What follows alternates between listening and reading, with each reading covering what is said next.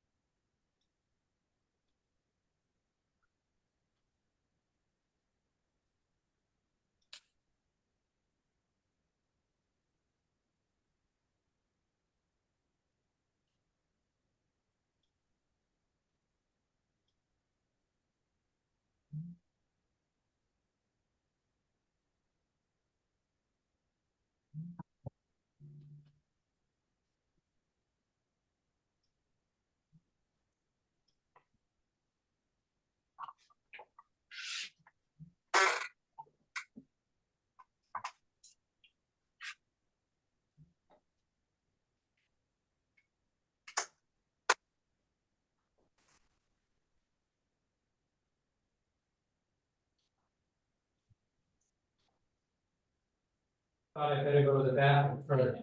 That's also doing your thing.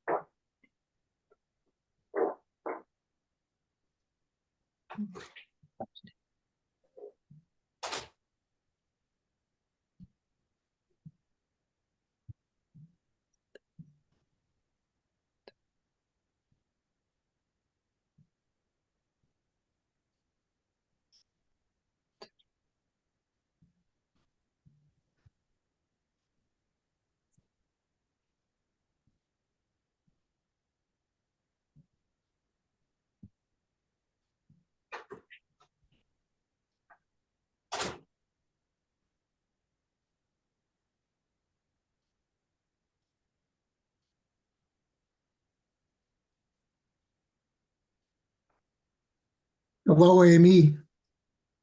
Hello, how are you? Good. How are you? Good, thanks. Glad to have you with us. I might have I'm on my phone right now. The computer is updating, so I might have another entry request coming into the meeting later, but I don't know. I might just use the phone. So if you see someone else trying to get in, it might be me switching from the phone to the computer. Okay, thank you. Thank you.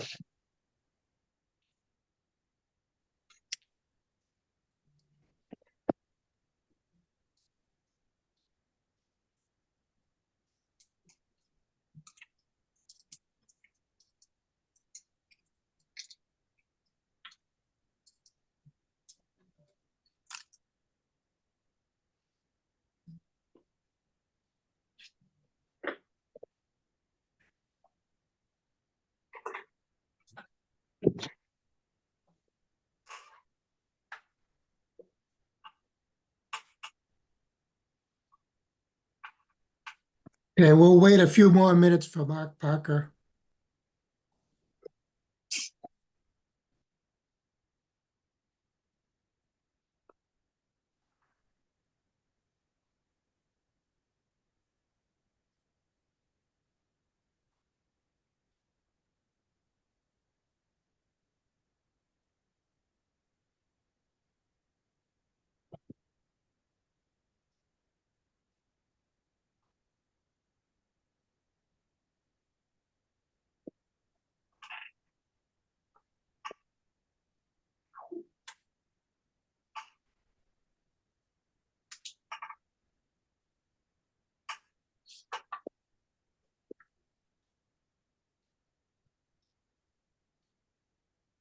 Hello, my name is Robert Smith.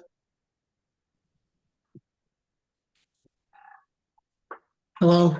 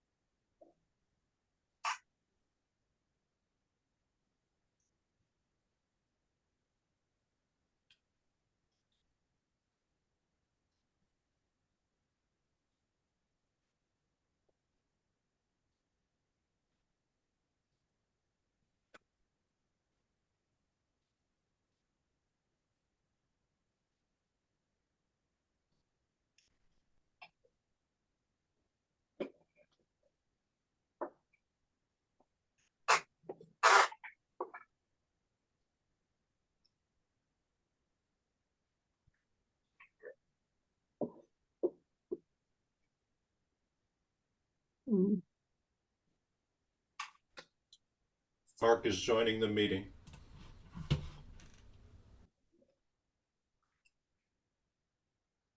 Hi, my name is Robert Smith. Hello? Oops. Hi, I hope I'm connected. Yeah, we hear you. We haven't started the meeting yet officially.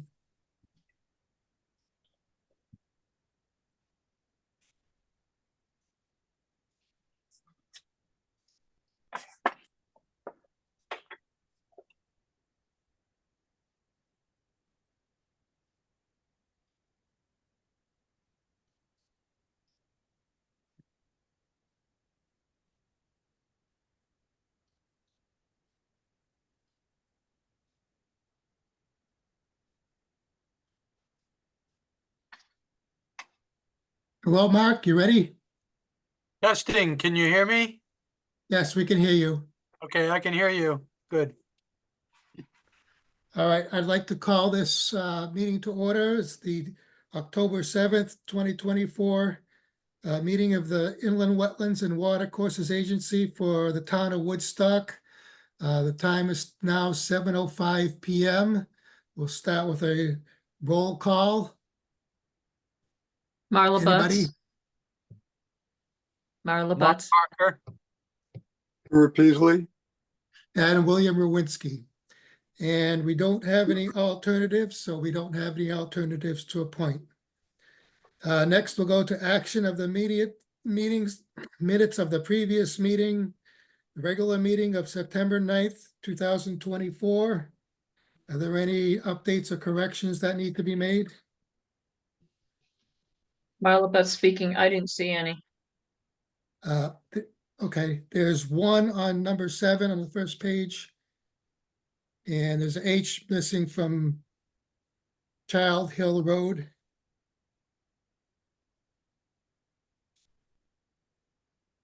I don't see that.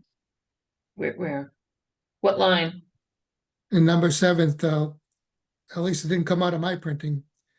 7E. It came out as Child Ill Road without the H. Oh, in there it. it is. Okay, got it. In the second, it's a Oh, 1, 2, Hill, seven, H. the third line, Yeah. number 7. Yep. oh, yeah, okay.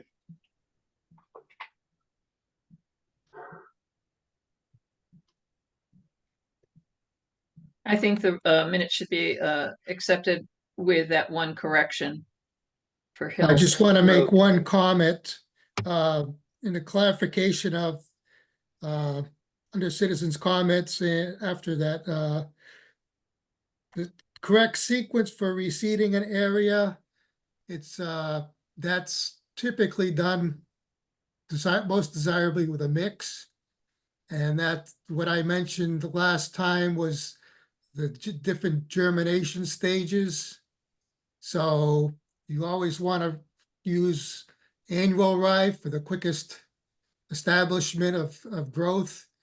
Perennial rye will come in after that. And whatever you want for a turf grass will likely germinate after that. So it wasn't necessarily a sequence for doing separate plantings, but you want to have a mix with those 3 things.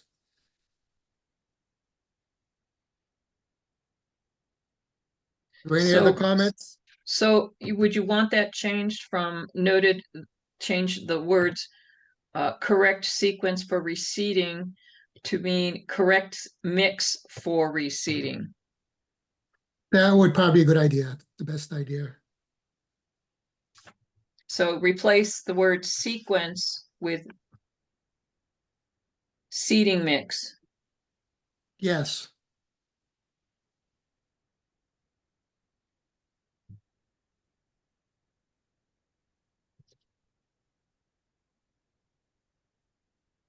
So that's just 2 corrections.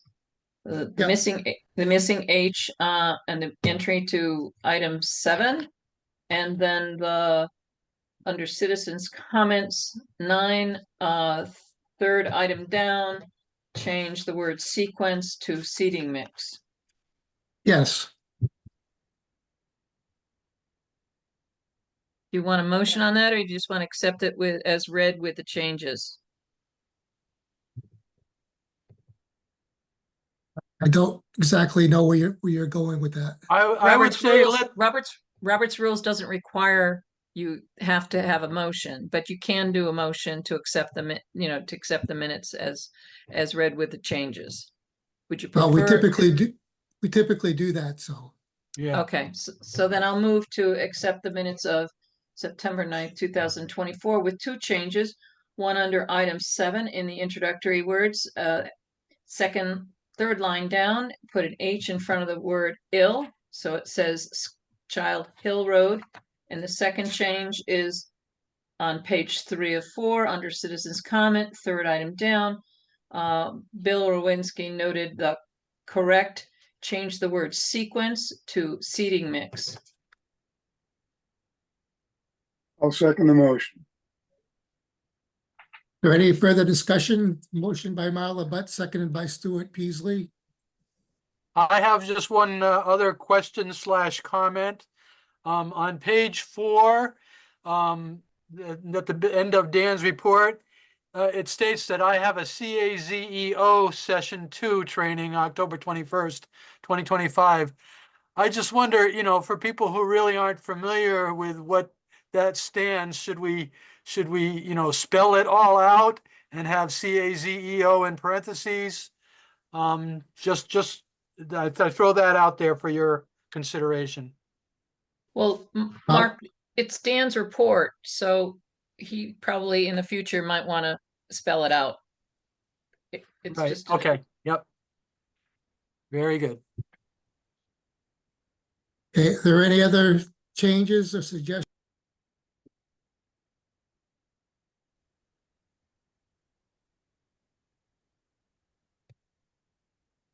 You're muted, Bill. You're muted. Okay. Okay, all those in favor signify by saying aye. Aye. Hi, Aye. Opposed, abstained, the motion passes. Okay, we've got a lot of ground to cover tonight, and we'll start with, we don't have any pending applications. Sorry, I have to back up one more step. Citizens' comments. This is a time where we encourage comments from citizens, but it is a time for comments that aren't super lengthy and typically not relevant to the items on the agenda. We do have another opportunity for citizens' comments towards the end of the agenda also. Is there anyone who would like to make a citizen's comment at this point? Looks like Wendy, you have your hand up, but you're muted. You're muted. yeah, she's trying to figure it out. Okay, I think I got Okay. it. Yeah. Thank you. Sorry about that. I'm not a Zoom expert. Yes, I appreciate very much the opportunity to ask a question and get some information and hopefully some help. My primary residence, my daughter goes to Woodstock Academy I live at 130 Indian Spring Road, and that is on Witches Woods Lake. And I went in to visit with Dan Malo, who told me about this opportunity and gave me a little bit of information, but felt that it was best brought to the board for some guidance and direction, hopefully. Thank you very much, by the way, for being here as a resource. Honestly, I really would not have known what else to do, so thank you. So I said I live at 130. My neighbor is the last person on Indian Spring Road. Their address is 132 Indian Spring Road. They have a large waterfront property that I think I learned a new term called timber harvest from Dan, and they basically took out all of the trees next to the Bungie Dam without, of course, any paperwork or without asking anyone or getting any permission. They took out probably, if I'm guessing, and I don't want to exaggerate or underestimate, but I'm guessing between 35 to 45 trees, maybe. It is a large area that goes from the top of their property all the way down to the lake, and it's adjacent to the Bungie Lake Dam. I am concerned for many reasons. I'm concerned because of inlands and wetlands issues, erosion, obviously. It was not done in a controlled manner to prevent impacts to the lake or the surrounding shoreline. When I bought this house 3 years ago, I was told it was a no flood zone when I looked up the information on the realty specs. And I was very happy about that because there are flood zone areas on the lake. And as I said, it's my primary residence. It's also my only residence. I have 2 neighbors, one on each side of me. One, it's their second residence, but the one that I'm referring to now, it's their 4th residence. They probably come here weekends, mostly summer. But it is the second house that they own on the lake. The other one is up for sale. Obviously, it is extremely upsetting that they took down all these trees killing all these trees for no reason except to build in the future a cabana that they want to build at the lake. A very large number of these trees, probably half, were at the shoreline, and probably about at least 10 trees definitely below the 125-foot from the water rule. I'm concerned mostly for the value of my property and the fact that I could now be in a flood zone area because of the erosion that they may have caused from this. And it's such a large area that they devastated, let alone the beautification of the area being gone. I was wondering what to do. I mean, I'm not looking to quote unquote punish them. I'm looking to protect the area so that my house is now not in a flood zone. I'm not doing this as a vengeful act. I'm doing it as a protection, for my own property. And I'm really concerned. I'd like some kind of study done maybe to figure out what damage this has caused.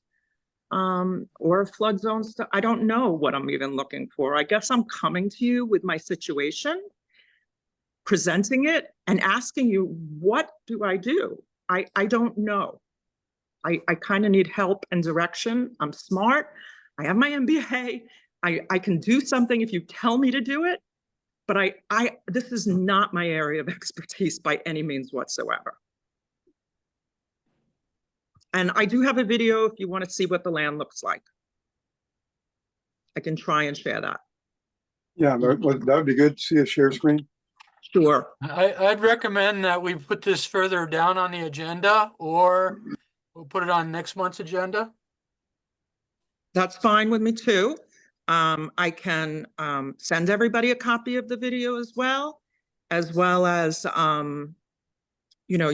Dan, when I was sitting with him in the office, he pulled up a screen of the aerial view, I think it was, and I showed him the whole area that was devastated.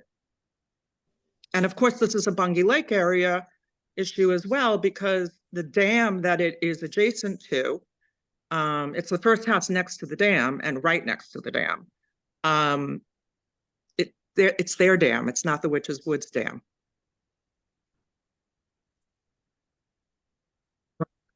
This is Bill Rowinski. We could advise Dan to take a look at it in further detail and look at the site and see if there's erosion control measures, and probably send a letter to the owner stating what the conditions are. They can't be taking out any stumps. They haven't, by the way. Okay. That's a bigger problem if they're taking out the stumps, because that could create more erosion. So referring it to Dan, the agent, to follow up would be the best we could do right now without knowing the true nature of everything. And there might be erosion control measures that should be put in right away. Dan, do you have any other ideas or suggestions at this point?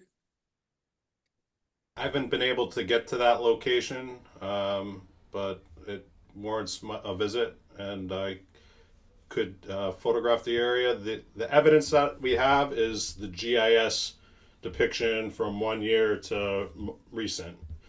It has been very cleared out, but I mean, I can't get the trees back, but I was kind of also wondering what the commission would want me to do in this event. So I can photograph the property from the road and prepare a notice or an inquiry, and I think this is worth an agenda item on the next meeting. Thank you so much, Dan. So, And do you know what the Are protocol you is able, within the? to? I'm so sorry, I apologize. I wasn't sure if I was sharing this or not right now. I see a single photograph, but is that a video that you can play? No, it's not the video. Okay, I So mean, where's I that thought taken I from? thought it was the video, but I Where's don't know it- if it's where's playing that it. taken from?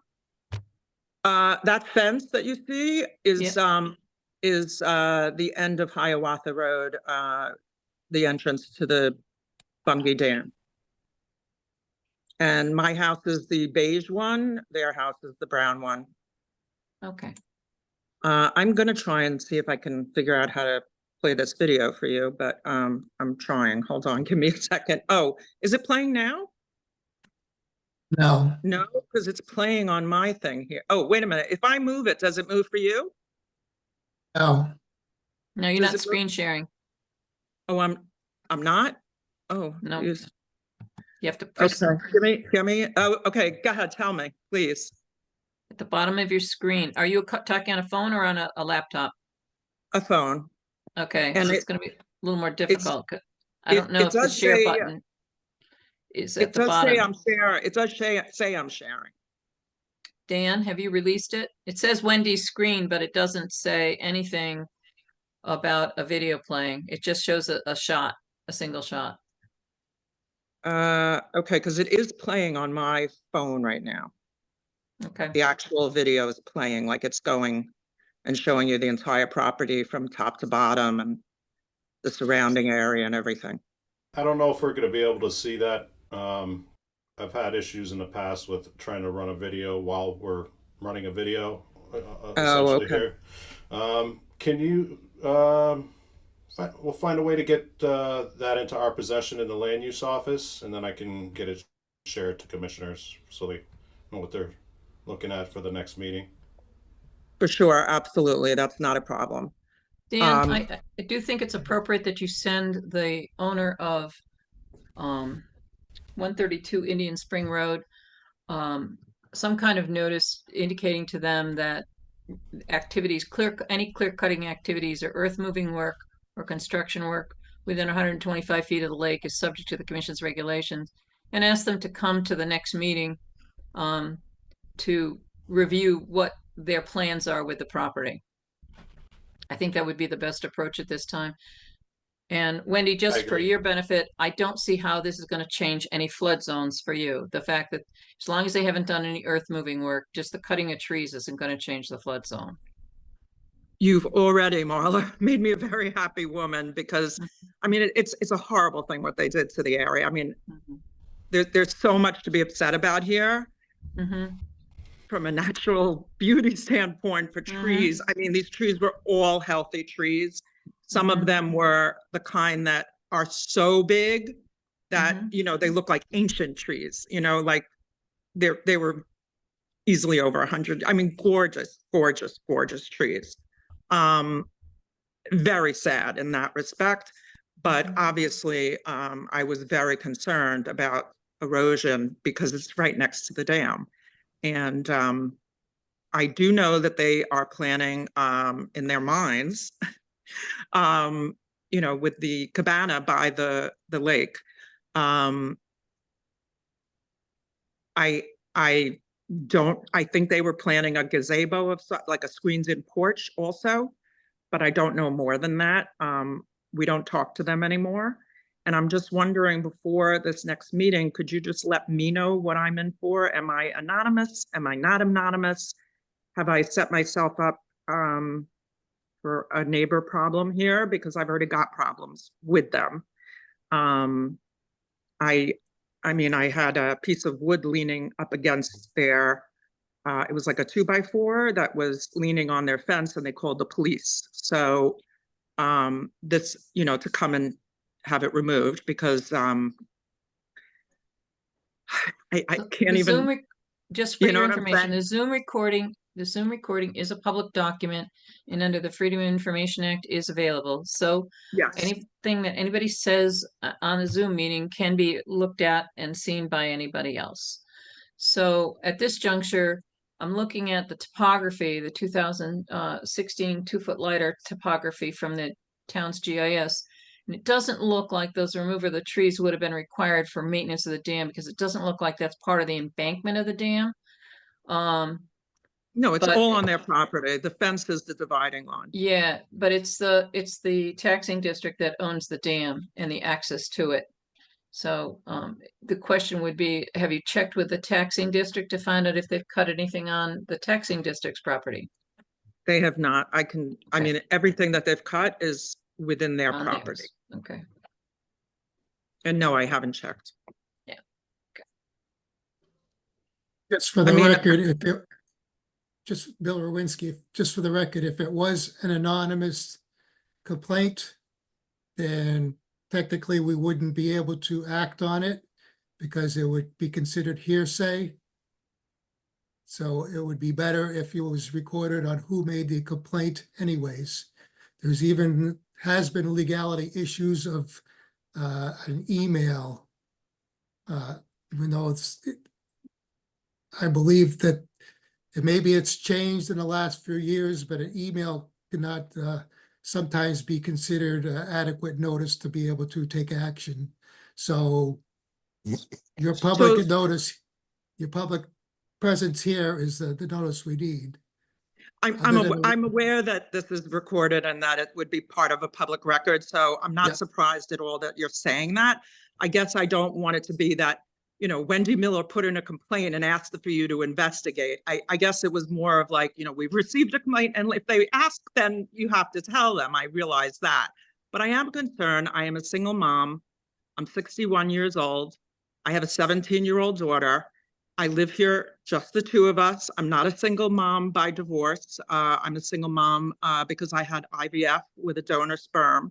So there's really no man, is what I'm trying to explain to you. They have 4 homes. They're quite wealthy. And I think that they have proven in the past to be of concern with calling the police for a 2x4 resting against their fence is one thing, but I also had the police called and visited the property. I learned later they never came to visit me because they complained that I had moved the property markers, which, you know, the police never came to me because they didn't see any evidence that I had. And of course I hadn't. You know, I didn't even know about that. I found out through a different way, but by accident. So they're very quick on the trigger to call the police. And I don't doubt that they're quick on the trigger to do anything else that would be putting me in a situation I don't want to be in, for safety concerns and for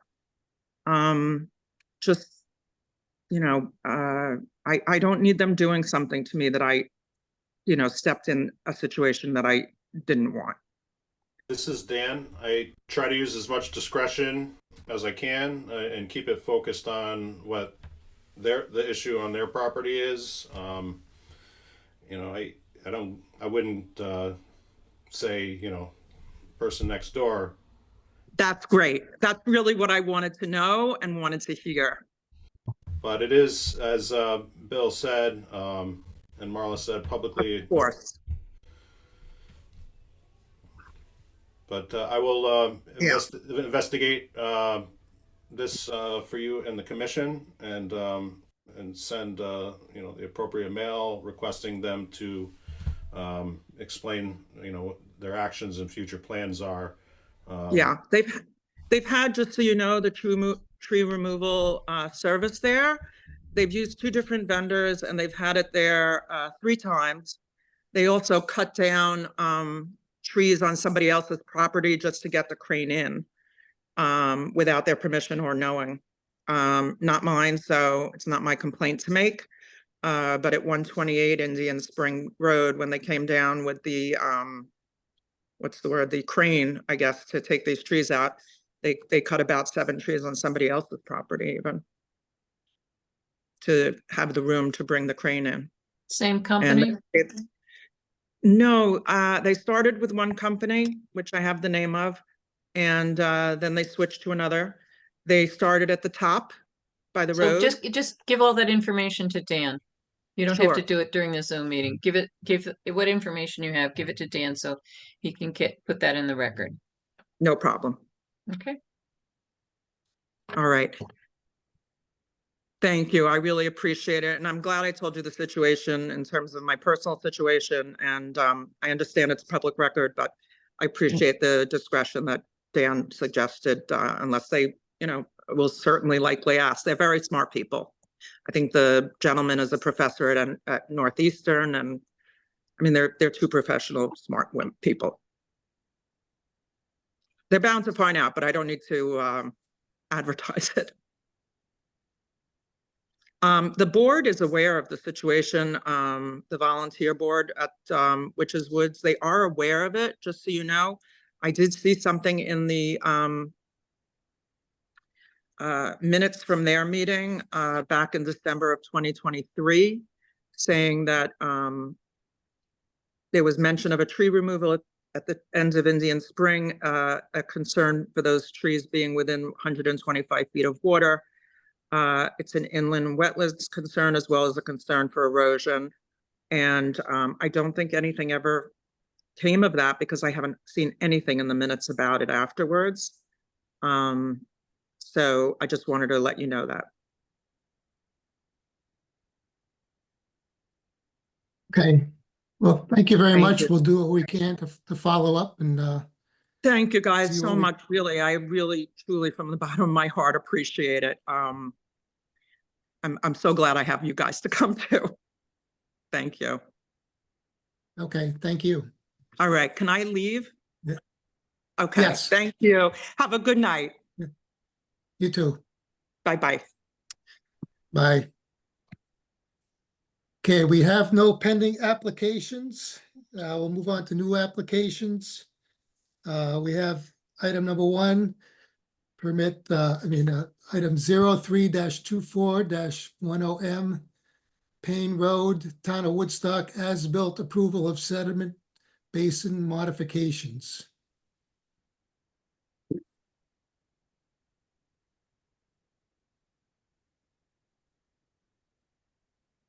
Jason Scranton was with us, but he had to leave for the evening.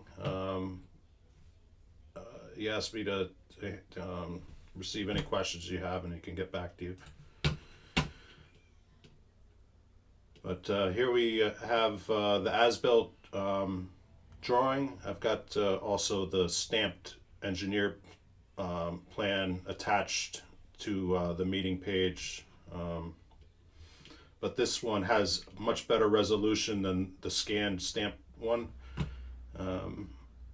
And we were looking at changes that came about in the field to this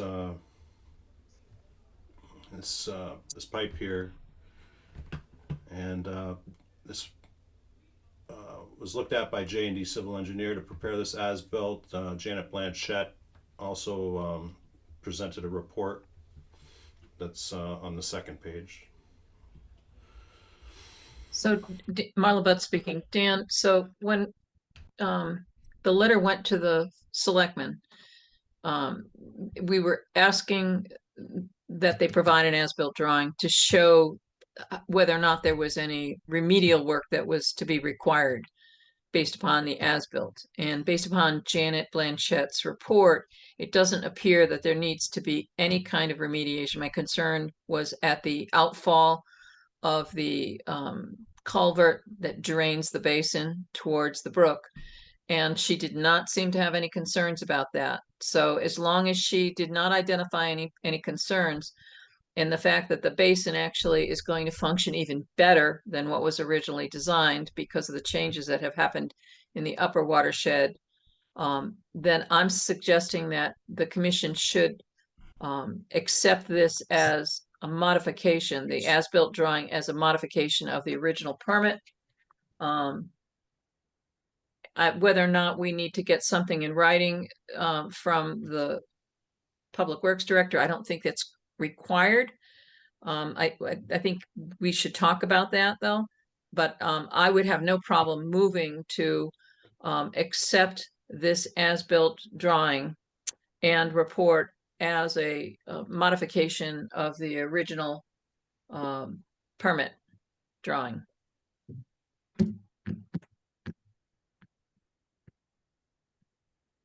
How does anybody else feel about that? Was that a motion, Marla? Because if it No, was. I'm just throwing it Oh, out there to oh. see if you want me to make a motion. I'll be happy to make a motion. Okay. So then I'll move that the as-built drawing entitled Sediment Basin As-Built Plan prepared for the town of Woodstock, Payne Road, Woodstock, Connecticut, dated September 10th, 2024, and received by the town of Woodstock Land Use Office, September 10th, 2024, and the accompanying engineering report, dated September 11th, 2024, be accepted as a modification of the original permit number 03-24-10 issued to the town of Woodstock. Second, Motion by Marla Butts to accept the reports in the drawing as to summarize as a To approve modification. it as a modification of the permit. Modification of the original permit. Mhm. Is there any further discussion? All those in favor signify by saying aye. Aye. aye. Aye. Any opposed, abstain? The motion passes.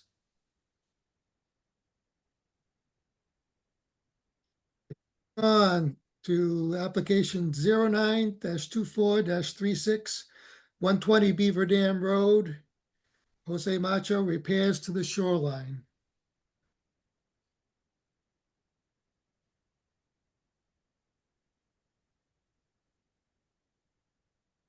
Does anybody have any comments about this?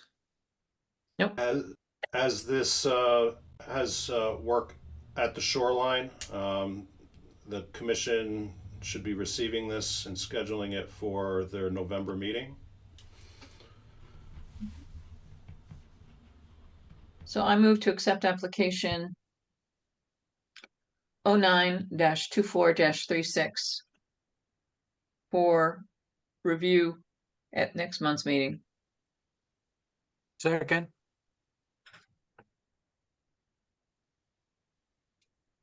Bill Orwinski, the only thing I would suggest is that at this point, they use the landscape fabric under the riprap also. You can What do you mean, Bill? discuss that. What do you mean the landscape Because the- fabric? The action of the water around the rocks kind Yeah. of concentrate it and can produce erosion behind the rocks.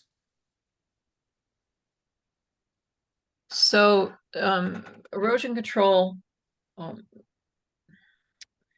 geotextiles are designed for different kinds of things, and a filter fabric may be the kind that's used underneath stone, or it might be the kind that's used to separate two dissimilar materials and they don't have the same tensile strength. So unless that was identified as to what kind of filter fabric that was going to be, you need to know whether or not, because a lot of times placing the stone on top of fabric can actually cause the fabric to tear. Yeah. And so sometimes when they use filter fabrics, they put down a layer of gravel and have the filter fabric, and then they put the gravel on top so that when the stone is placed on top, it doesn't cause the fabric to tear. I don't have a problem. I don't know how much would be washing out from here because I don't know how much for fines there would be in the soil. If I may comment, Yeah, go ahead, Jose. I suppose, thank you. Basically, the contractor who I plan to use is Scott Goodrow from King Trucking. Scott is a well-respected contractor in Woodstock, has done considerable work on most of the lakes. So my understanding, and based on his skill and much of the work that has been done, the fabric material that he would probably use would be totally appropriate for this particular job. He is a very skilled and again, very respected contractor, has done a lot of lake work. So Jose, the easiest thing would just have him identify the brand of geotextile that he's going to use and give it to Yes. Dan. Yep. So that we have it for next month's meeting. He should be able to already know what kind of geotextile he's going to use. And that way it'll be in the application. Is my Etch-a-Sketch drawing sufficient, Marla? Yeah, I had no problem with what you were, Oh, I good. now Okay. understand what you're trying to do. I don't have a problem with that. I have Stuart Peasley here. I have a question about it. So in the plan view, the red line is the proposed delineation for the wall. Correct. Side that- profile of the wall, about 2 feet high. It'll extend into the lake, a small area. I kind of darkened a spot of the lake bed profile, which is probably close to what the low water mark would be, or a little below that.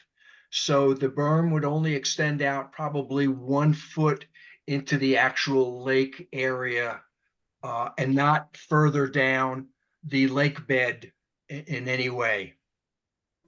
So this is a section view, not a plan view. That's correct, a section view. Okay.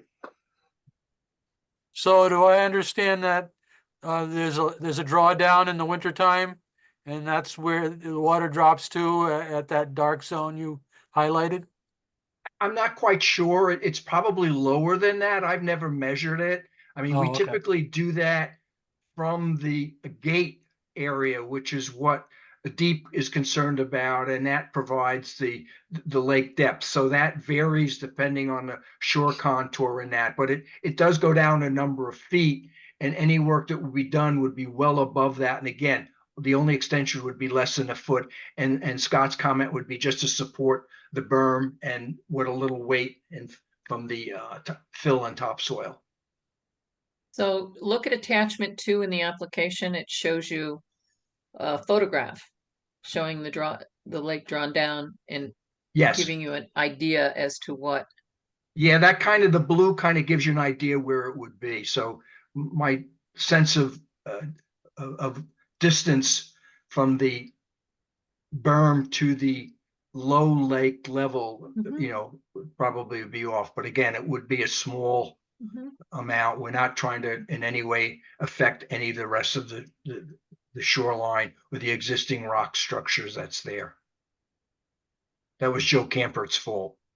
So this existing riprap, if you want to call it that, the stone that's there, is going to provide partial support for the new stone berm.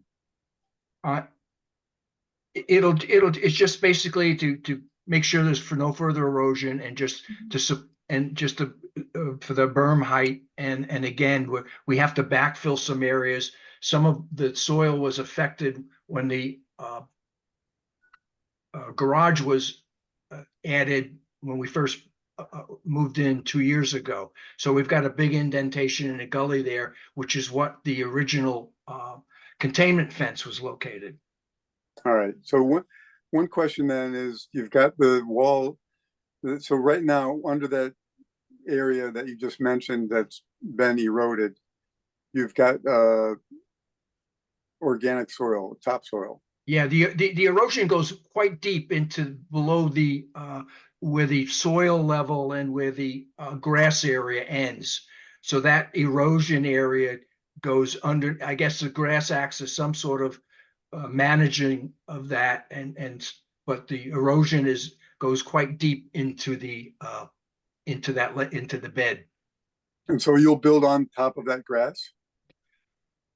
Whatever Scott needs to do to make it structurally sound and that. So, but basically the riprap would fill in some of that, and that would prevent any further erosion, and then the additional soil on top just to level it off. Did he indicate the size of stone that he was going to use? Is he going to He use? said a modified riprap. That's What pretty that big is, stone. I don't know, but he's, Yeah. like I said, he's done so Okay. much work on the lakes in here. So- I trust his judgment and his skill. Okay, so that's going to be modified riprap stone, and that's probably meeting DOT standards for modified riprap. So all you need to have added in for by next month's meeting is just the geotextile that he's going to be using, and the fact that it's going to be modified riprap. Okay.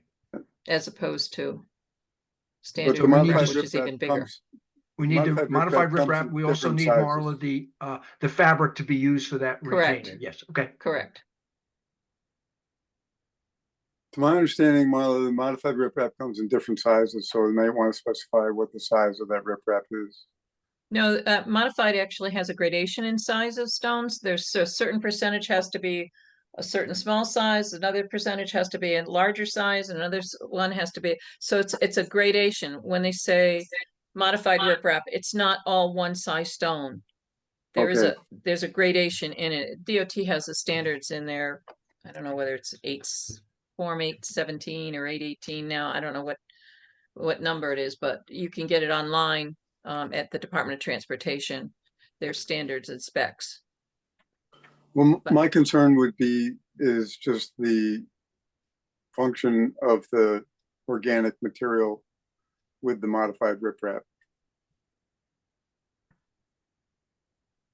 Well, we can talk about that when we cut there. He does say modified, by the way, on the air photo, which is attachment right after the application form. He does use the term estimated 10 to 15 yards of modified riprap stone. So he is using modified riprap. And so he just needs to identify the type of geotextile he's going to use. The brand.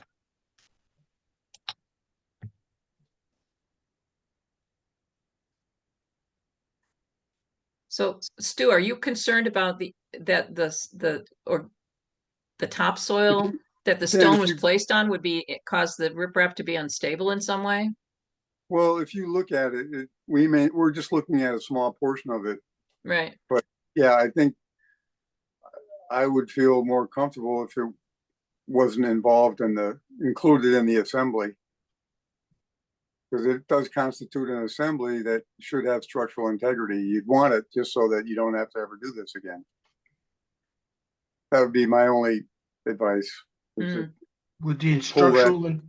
the structural integrity come from the width of the berm stone, which would act as the reinforcement? Yeah, to a certain extent, you don't want to be building a stone wall on any organic material. Or in the berm constitutes a stone wall. I mean, it will eventually sink.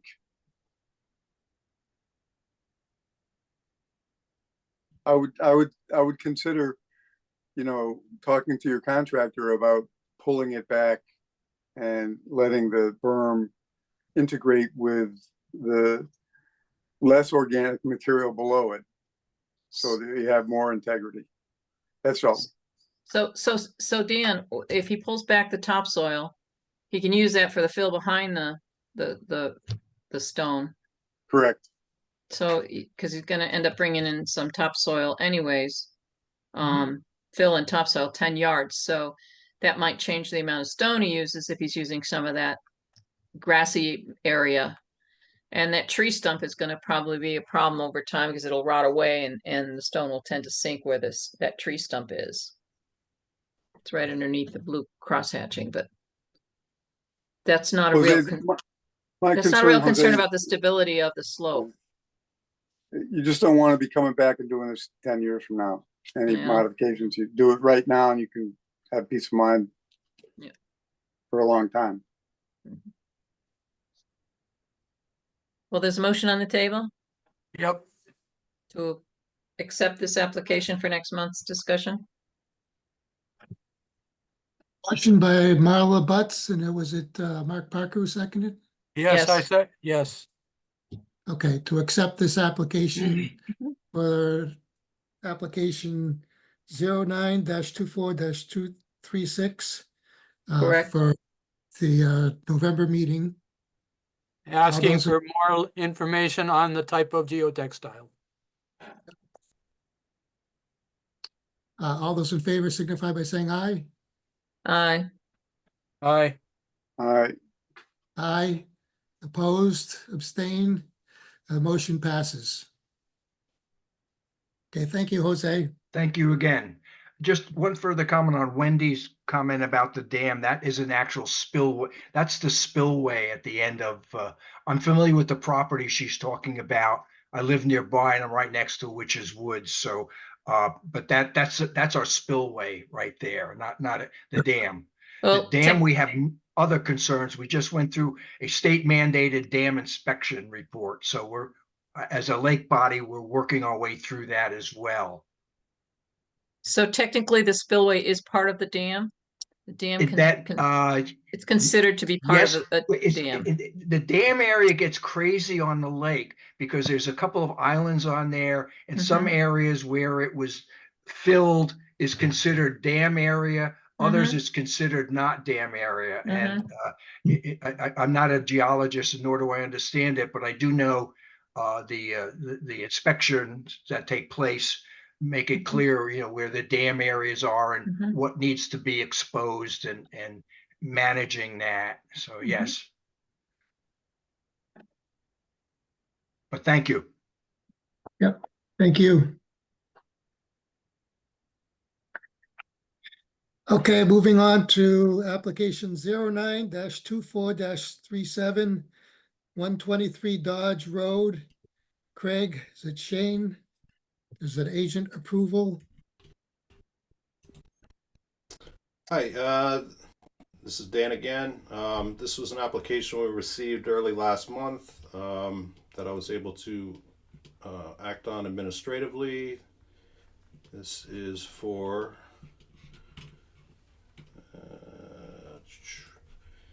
a 13 by 24 shed in Upland Review area. I offered my approval after reviewing this on the 16th and put it in the villager. Its appeals period has passed, and he's working with the building department on the building code requirements. There's going to be a spigot attached to it and wired. Dan, I have a question. Sure. Marla probably knows this also. The DPH form or that you have to submit, is there any response typically generated from that? Or is it just you have to submit it? Are you talking about public health or the water aquifer? Well, whatever the last page there is of the package, it's got all the last couple pages down there that Yeah. automatically send email. I don't really get a response. Wyndham Waterworks, if it's going to Wyndham Waterworks, they're responsive. The Putnam Water, Southbridge Water are not. Okay. But I make sure to, submit this either way.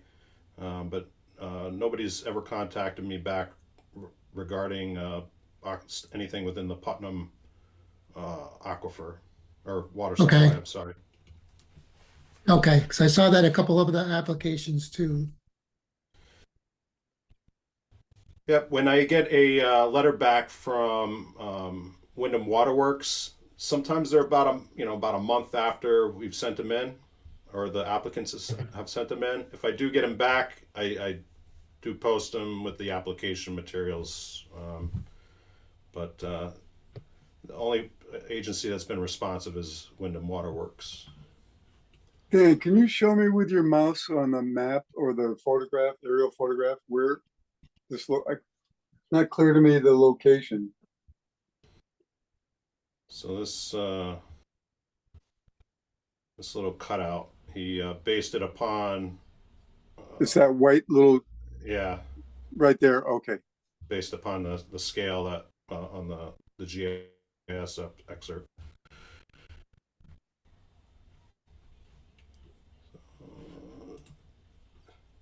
13 by 24.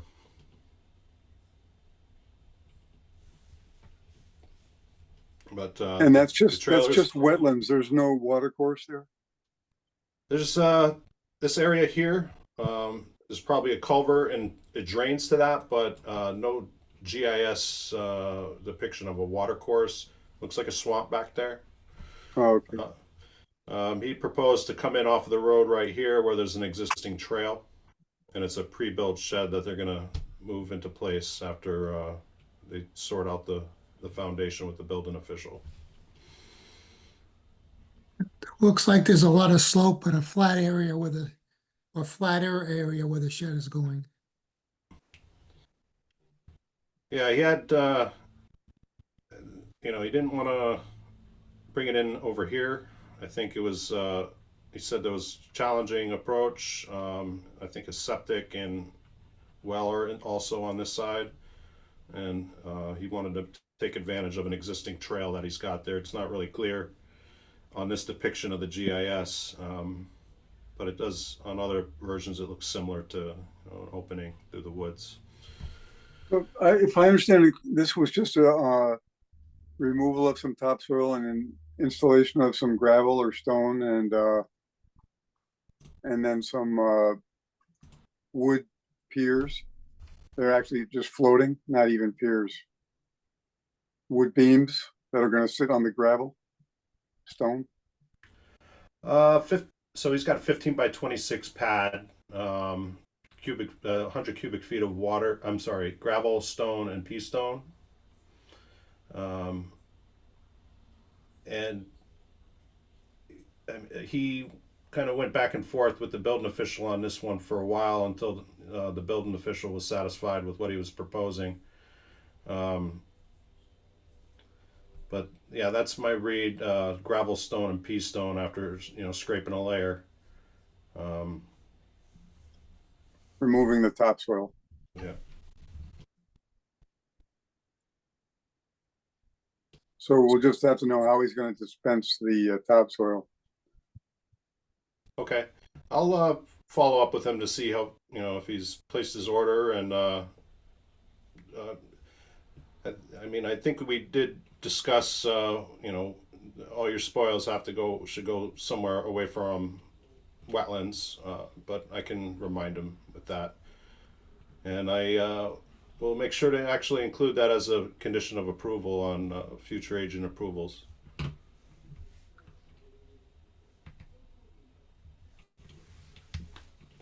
Okay, thank you, Dan. I believe we don't need any further action here on this one. Nope. All right, moving along to application 09-24-38, Route 198, Bryan Sweet, driveway access to land for horseback riding. This is also another one that has direct wetlands, and would need to be scheduled for our November meeting. It's a small area of disturbance, but Bryan Sweet proposes to improve. There's an existing driveway It doesn't meet his need to access this rear piece of property. It goes mostly through upland review area. There is 270 square feet of work proposed in the wetlands, and his use of this property is for now a gravel parking area for horse riding and horse trails. My question with that is going to be how much are you clearing for horse trails, because a lot of this property is upland review area. But right now there is no development besides this driveway and parking area proposed. But we've got more documentation here from the J&D civil engineers supplied, and I anticipate that they'll be here to speak to that application in November. Dan, if you could double check the ownership records, because on the town's GIS system, the only property that Brian Sweet seems to own is 311 Route 197. It's not showing up this property unless it's a recent purchase. I think it's a very recent purchase. Brian was asking all spring about every vacant piece of property that came on the market. I think this is that discrepancy is in part due to the fact we haven't had a full-time assessor in a while, or a regular assessor in some time. Emily, I think, has been gone for about 2 or 3 months, and they're working to fill the position. We have they appointed a part-time person that works for 2 other towns, but I haven't seen him in the building yet. And I think it might be a matter of updating these records. I'm gonna need a locus map for this then, because I'm not finding the. I'm going on 197 and I can't find this parcel. Oh, it's Perhaps I on don't. it's on, if you're going down 198 towards Eastford, it's on the left-hand side Going 198 towards on Eastford. 198. So if you're Okay. going down towards Dollar General, you'll see recently they've made an opening there. There's bales of hay out by the road, Okay. and it's pretty steep access. So given there's no residence there, there's no barn there, how are the horses going to go there? I mean, we're just accepting this application now, but one of the questions I have is, how are they going to utilize having horse trails when there's no horses near there and he doesn't have property next to it? I mean, I can understand if this was a next door property to his existing residence, but it's not. So I'm not understanding. So you're going to have to ask him to come to the meeting Yes. next month? Yeah, your question is the same as mine. It's not making any sense to me.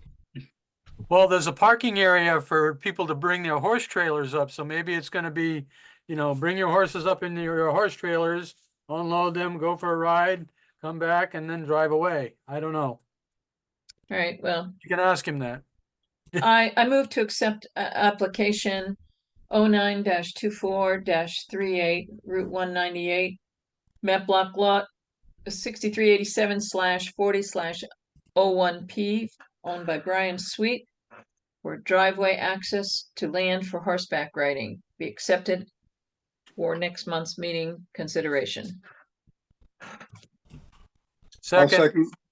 Yeah, go ahead, Mark. You second. Your turn. Your turn. Motion by Marla Butts, seconded by Mark Parker to accept application 09-24-38 Route 198. Brian Sweet for a driveway for access to property for horses. The only comment I have is where that low spot is, there doesn't appear to be any pipe. And with the pitch of the road, it seems like you could be making a puddle on the side, on the northern side. So I don't know how they want to manage that area and where that first corner is. We'd have to see the contours on the north side though, but yeah, you're right.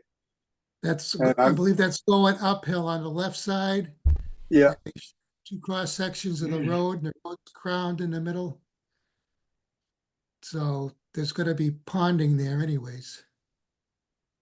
I think there's a lot of issues.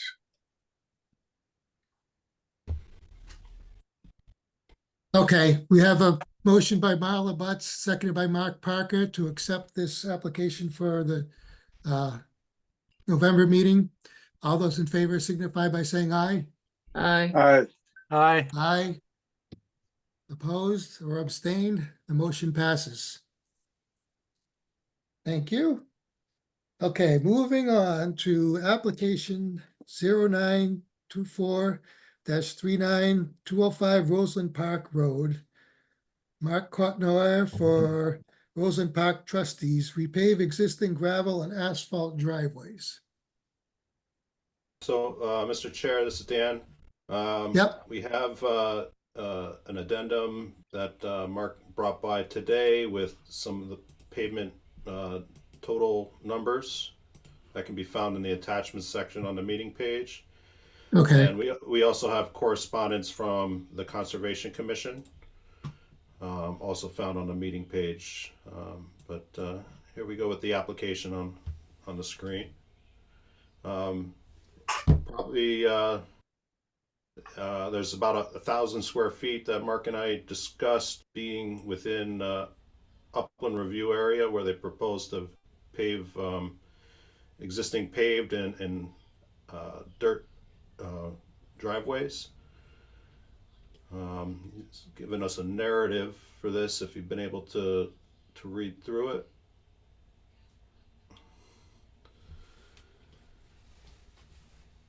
I guess the question is at this point is that it's a kind of a rough plan, not a specific plan. And the question of the Conservation Commission is, well, what are you doing for drainage? Because there's nothing detailed. This is Mark. So we had Archer Surveying come by and take a look at it. And because we're simply paving over what's there, they didn't think we needed to do anything. So the runoff should be about what it is today. That is, of course, it's all filled, so that soil next to it is extremely sandy and high drainage. Over the past few years, we've added a series of 4 rain gardens to take off the runoff that's there. So, and I've got Chris Chapman on as well from Pinecroft Paving. They're going to do the actual paving work. But at this point, Archer's assessment was that we would simply pave over what's there. There was no engineering work required. They did provide engineering drawings for the southwestern part of the park where we'll be paving, but that's outside this zone.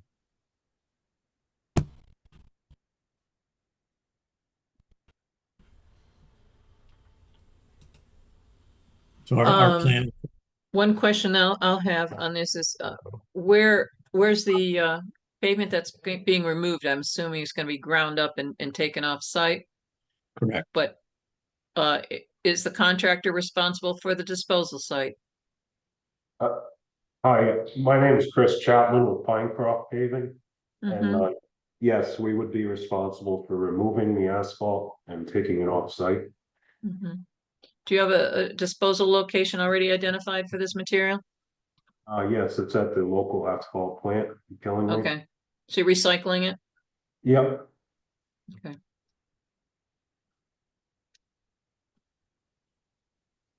And for those areas that are being repaved, are you going to grind the existing pavement in place and then pave over it, using it as subbase? Or are you going to be removing that too? We're going to be removing that pavement. Okay. Yeah. Okay, so actually you're going to have all new pavement. You're not going to take and grind in place and then pave over it. Sometimes that's what I've seen done with some repaving operations. But Yeah, you're not going to do that. Not in this scenario. Okay.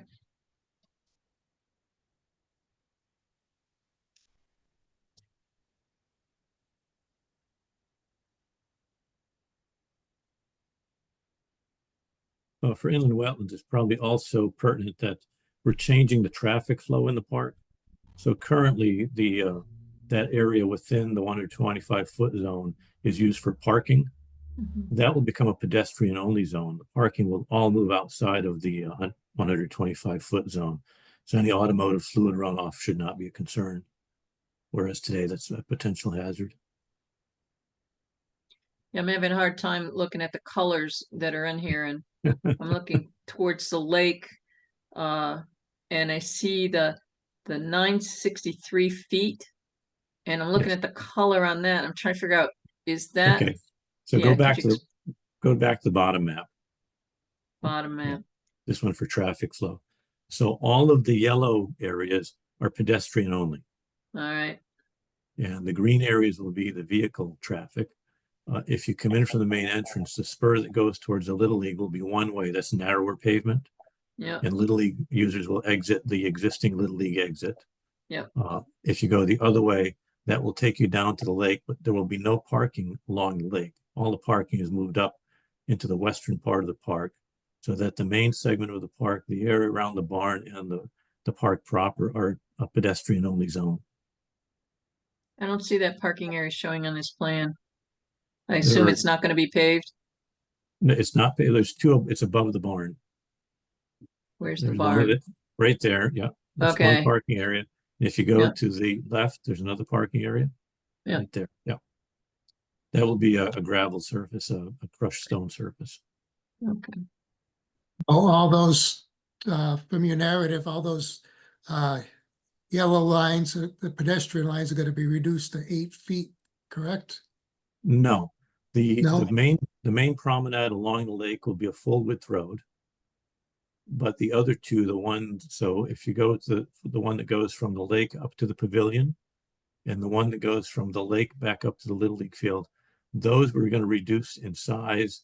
We'll probably reduce the one on the outside to 12 feet because we're concerned about emergency vehicle access if we had to get something in there. And the one in the middle is probably going to be 10 feet. 10 feet is what's proposed to get a fire truck through, but we think on the outside, a couple feet more might be pertinent, might be prudent. You're screen sharing this? I'm not. Yes. No. Yeah, I am. This drawing that you're showing on the screen is not the ones that I have that came off the website. These are part of the addendum. I can pull those. Right. Yeah, you can pull the other ones back up. So is the addendum on the website? Yes, it's in the attachment section. All right, hold on a second. Okay. Yeah, the Conservation Commission had in their calculation said that we're adding square footage of pavement to the park. So we went back and remeasured the park in detail over the weekend. And we are adding linear feet of pavement, but square footage actually declined slightly. Okay. Oh, I see it. Okay. All right. Got it.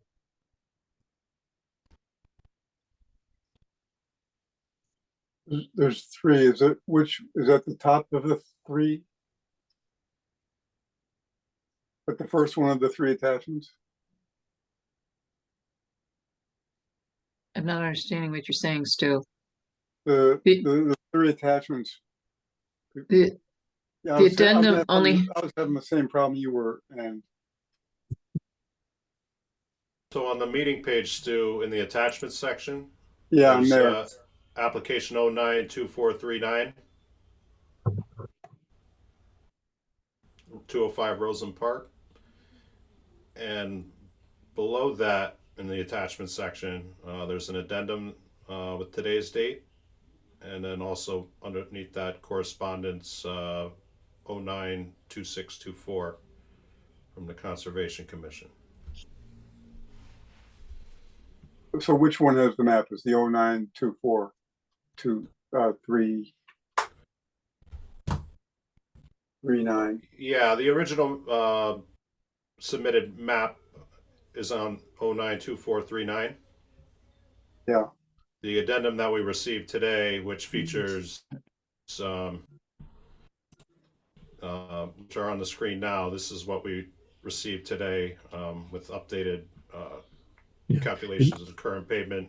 It's the same map, except that we assigned letters to the segment so that you could see by segment what it is that we're paving, repaving. So there's there's new pavement on new roadway, there's new pavement on existing pavement, new pavement on gravel roadway. So there's 3 different categories. And then there's pavement that's going to be removed and pavement that's going to be narrowed. So you can see each segment by type. So one last question I have is on the asphalt removal, that will not be temporarily stockpiled on site, that will be taken off as soon as it's pulled up from the ground? Or are you planning to stockpile it on site and then move it at a later time? This is Chris Chapman with Pinecroft again. The asphalt would be removed at the same time as reclaimed. Okay. Okay. Thank you. No problem.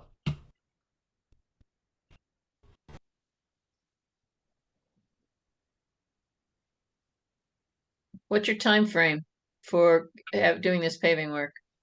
Well, we'd like to have it done by the end of November. Okay. Yeah, well, if we get a frost, then the batch plants might close before. But Right. it doesn't look like with the climate's changing, it doesn't look like we're getting the frost in the ground like we used Chris to. and his So. Chris and his crew have been laying out the roads in the western part of the park outside the zone. So you've probably seen that work ongoing if you've driven by. Mm-hmm. I have seen it. Yep.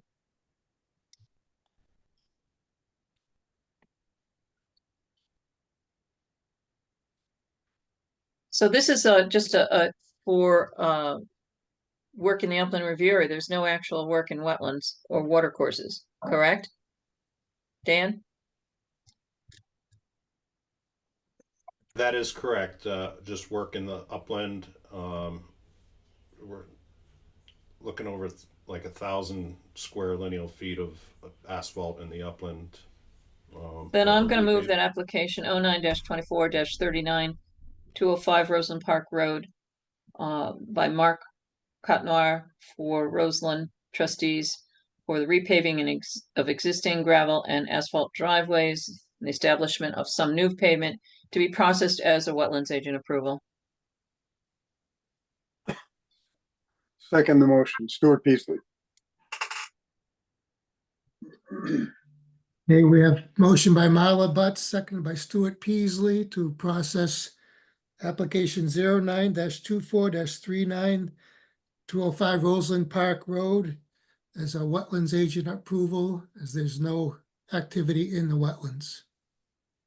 Is there any further discussion? All those in favor signify by saying aye. Aye. Aye. Aye. Aye. Opposed, abstained, the motion passes. So Mark, you'll have to touch base with Dan and for the next steps. Okay. When would you like me to contact you, Dan?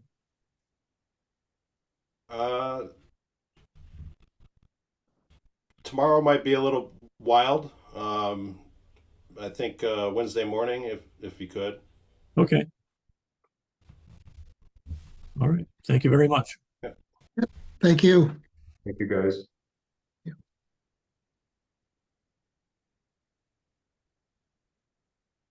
Okay, moving on to application 09-24-40 188 Baxter Road, Michelle Bouchard, agent approval for deck replacement and expansion.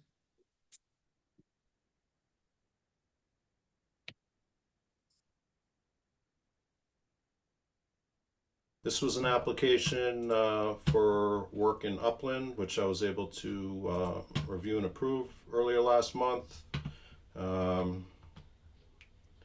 She was expanding her deck and at the same time as replacing it. We've got a drawing of sorts. She's roughly about 50 feet to the Quasset Lake. So the original outlines of the deck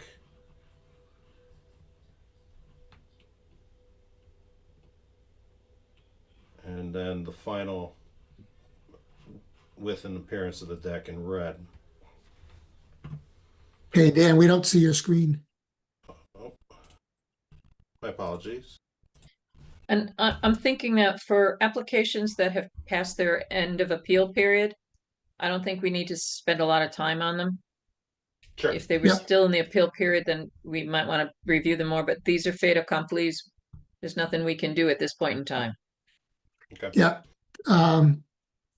I don't mind doing that, at least reviewing them at this Mhm. point, because we're still trying to find the parameters for Yep. agent approvals. Yep. So if nobody This has any clearly questions, fits, this clearly fits in that area that wouldn't have to have come back to us. yeah, Because there's no grading work. It's other Yeah. than sonotubes or something like that. yeah. So if there's nobody has any questions or comments, we'll move along. Okay.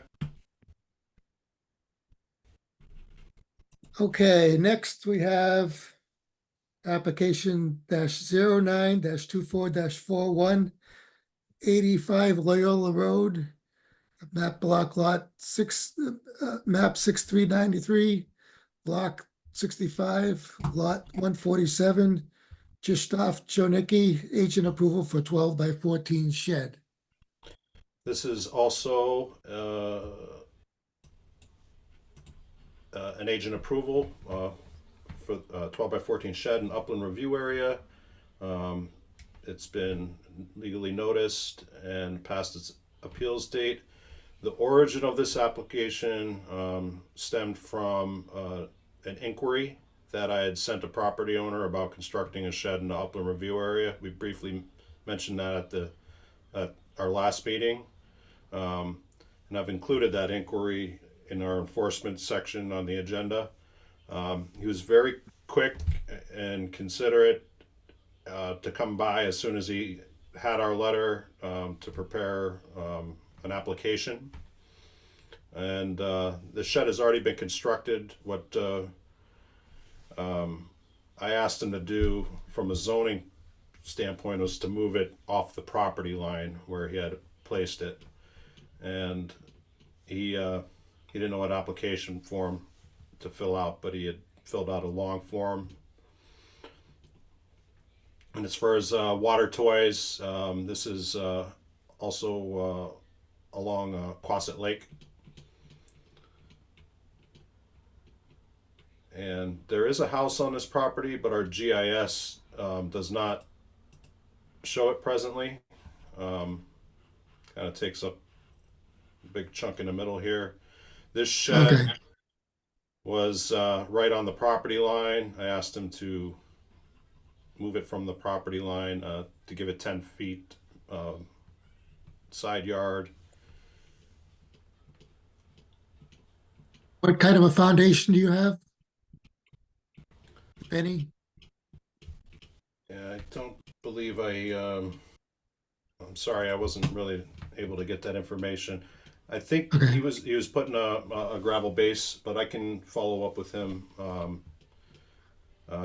just to see that he got compliant with the request and follow up on the type of material used for the base. But this is past Bill, its, Bill, is that a requirement? Or just a, Or, I'm just curious how much they disturbed around there, whether there would, should have been any concerns about the disturbance of the soil, if at all. If they put it on blocks and just dug a little around to put blocks, then there's nothing too much to be concerned about. It is pretty close to the water, that's all. Should the work that was done on the house, shouldn't that have come before the Wetlands Commission for 85 Loyola Road?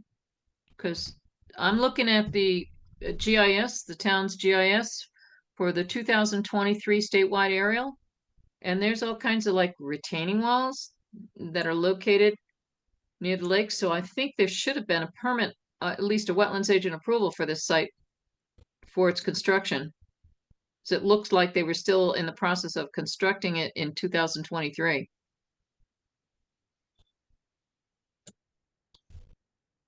I'm on the believe this town's one is- GIS. Yeah, I'd have to have my spreadsheet in front of me to confirm. But I do recall seeing his name in the spreadsheet previously. Okay. So what you should check then also then is just to make sure that he's complied with his original permit or original approval that was given for the construction of this house. Cause I see the house on the GIS, on the property identifier. I'm just trying to see if that tells you when it was built. It's not coming up yet. But please check the records and if there is a permit that or approval that exists for this property, check to make sure that it's compliant with what was originally authorized, since you already have one non-compliant issue. Okay. All right. And I will follow up with my findings with the commission at our next meeting. Thank you. Loyola Road, that's East Quasset Lake. That's East Quasset. Okay. Any further discussion on this? Okay, let's move along to the next one. Application 09-24-42, 279 East Quasset Road, map 6393, block 65, lot 156, Robert Smith, rebuild terraced retaining wall. Yes, that's Smith. I would like to have the retaining wall, the existing retaining walls strengthened. This is Bill Rowinski. I have a question. Do you have, or do you know of if there's any drainage installed in back of the current wall? There are pipes or stone to drain the water off? I'm not certain, but my understanding from speaking to the neighbors, I bought the house about 10 years ago and the walls were already in place. But I Okay. don't believe that there is much in the way of drainage behind what was built, and we're looking to improve that going forward. Well, 'Cause this it looks like you're mostly putting the dead man and putting the wall in front in. My concern is that you'll have the same problem with what you're putting in front of it, so.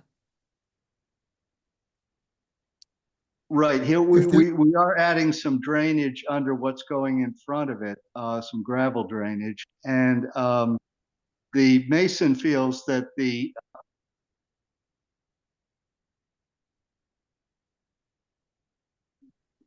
Oh, you've gone on mute.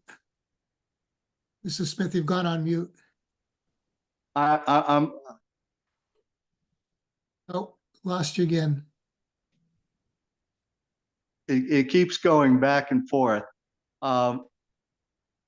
We feel that we'll be adding some drainage from the area under the front wall with the gravel, and that the dead.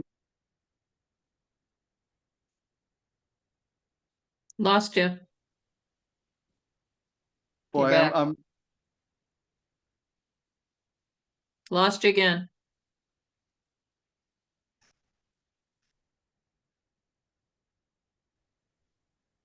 I seem to be going done speaking. What we are trying to do is improve the drainage with the front wall, which will be supported by the back wall and the dead man, by having some gravel underneath the front wall that should improve that. If there are questions about that, I certainly would be more than happy to have the mason provide any information for Dan. Marla Butt speaking. I'm looking at one of the last pictures, the one that shows the lowest retaining wall. And what it's looking like to me, because you have an angle, with a walkway going down between the wall, it looks like the pressure behind the wall is pushing the retaining wall towards the walkway on both sides, which indicates that there is probably during frozen ground conditions when the ground is freezing, because it's near the top of the wall, not at the base, that you're getting high pressure from water freezing in the soil column behind that wall, pushing it towards the one before that, Dan. You went too far. Take that one. If you look at that one, you can see that the separation in the blocks is bigger at the top than it is at the bottom, and it's also heading towards the walkway. So that tells me there's hydrostatic pressure behind that wall, and the easiest place for it to move is towards the walkway. So it's doing it on both sides. So I really think you have to have your mason take a look at what kind of drainage he's going to provide to stop that accumulation of moisture behind that wall, because you're showing concrete rebar in the face, but not towards the walkway, because you don't want to narrow up your walkway. But that's the way it's looking like it's moving. So if you solidify the front face, it's still going to tend to want to push out along the walkway, between the retaining walls. Right. One thing that we're going to end up doing also is with the walkway, that's going to be solid pieces of granite as opposed to the stones as exist now. Yeah, but that's not the problem. The problem is the walls could collapse in towards the walkway. That's the question that I have. Do we know at all, Stuart Peasley, do we know at all the age of this? I mean, you've only owned it for 10 years or so, but do you have any idea approximately when it was built?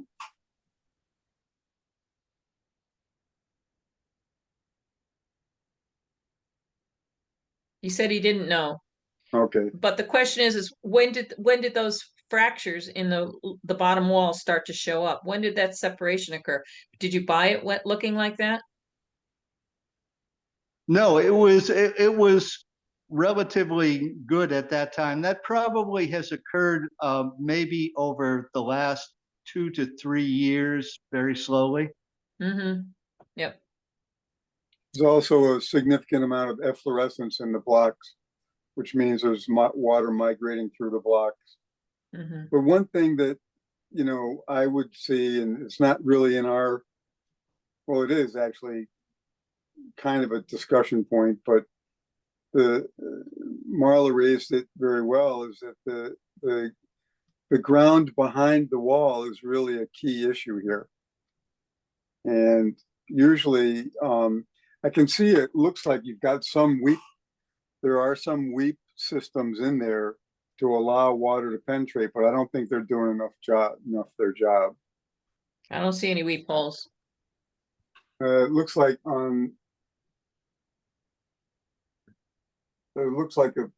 some kind of penetration, and maybe it's nature, but that would be what I would look at is to try to mitigate the amount of water and get it out of there, because it's only going to be a continuing problem. The upper walls don't look so bad, but the last wall, the bottom wall, the wall that would receive the most amount of runoff from the property is the one that's suffering. Yeah. Because you look at the walls farther up, and they're not as bad. There is some movement, but it's not near as bad. There looks like a weep hole on the top floor, on the top wall, but yeah, there's nothing down below. But that would be, I don't know if that's something that could be done after. No, he's putting a concrete wall in the front face, and then putting facade in front of it. So he's not removing this wall, these retaining walls. He's just going to scab onto it with rebar and dead men. But how is he going to handle the walkway? Because the walkway is going to be the weak spot. It's not going to fall forward to the lake. If it continues to move, it'll fall in towards the walkway. That's where the pressure is going to find the release. If there's no loose materials behind a wall, then the weep holes will just get plugged. Mm-hmm. Well, this is an engineering issue, really beyond our purview. But the thing is that the solution on the table for us is that they're adding on to the wall, and that's really not our topic. But the water that's causing the problem, they might want to consider doing some regrading to try to maybe create a swale behind the wall. You know, otherwise, you got to dig out behind the wall and put in stone and piping, and you know, maybe just topographically swale and push that water on the surface away. I almost get the feeling that in order to fix the bottom wall, because that's the one seems to have the most movement and the most pressure, because it's receiving all the water from the slope up above, that I would recommend that you just have that wall rebuilt and have proper drainage put in behind it, put the proper free draining material behind the wall itself. And then if you want to go with a concrete, you know, wall with rebar and dead men in it, and then facade it with other stone, I think that's going to be a better long-term solution than trying to scab onto the front of this wall that's already moving or has moved. Probably less expensive too. In the long But run. More I do construction think, though. Yeah, I do think you also want to look at the topographic swaling, if possible, if at all possible. That's all. Like that's where do your worked roof wonders drains, in my where do your experience. roof drains go to? I mean, Yeah. is that hydrating the lawn at the top and slowly working its way down through? Or have you directed them off to the sides so it doesn't go down to the retaining walls, but goes around the sides of the retaining walls? From the The roof. drains coming off, the drains coming off with the house go off to the sides. Okay. So they don't hydrate the soil behind the walls then? No, probably as the hydration is progressing from the walls, it's probably, as you say, just because the wall on the bottom is seeing more of it than anything else from the walls further up the slope. And definitely drainage would be a very key issue for us, and that's something that I have stressed to the mason, is we have to have proper drainage, because as was said about another project, you don't want to do this again in 10 years. Right. So I would really look at whether or not you really should just be reconstructing that lowest wall, Okay.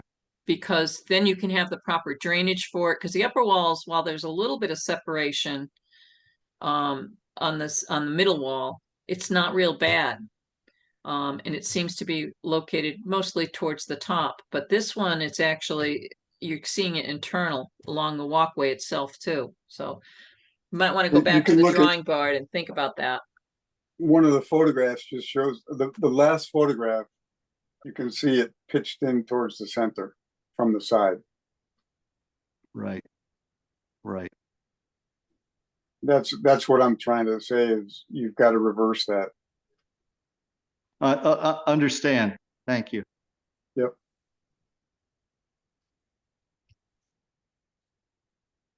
So, Dan, I would not process it as a wetlands agent approval at this point in time. I would let Mr. Smith go back to his mason and discuss these issues with his mason to see whether or not he wants to revise his application for the lower wall. Because if he's going to do something other than what's shown on the plan, he'd have to come back anyways, but he's already paid the price, so give him a chance to modify his application. Okay. After he talks to his mason. So I'm going to move that application 09-24-42 for 279 East Quasic Road for the rebuilding of terraced retaining wall be tabled until next month's meeting to provide the applicant an opportunity to speak with his mason regarding drainage concerns at the lowest wall, the wall closest to the lake. Second the motion. Stuart Peasley. A motion by Marla Butts, seconded by Stuart Peasley to table application 09-24-42, 279 East Quasset Road. Robert Smith, rebuild terraced retaining wall until next month's meeting. Is there any further discussion? All those in favor signify by saying aye. Aye. Aye. Aye. Aye. Any opposed, abstain? Motion passes.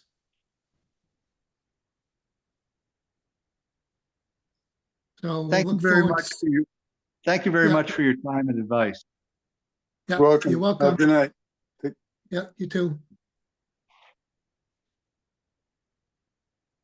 Next, application 09-24-4337 Crooked Trail. Brian Wright, use permitted as of right for clearing 7 trees.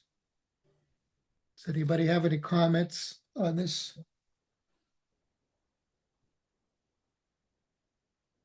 Not sure why it's even up here. Why, where's the wetlands? It's an upland review. So we don't have a, It's an agent approval. Or Oh. permitted, use permitted as of right, I should say.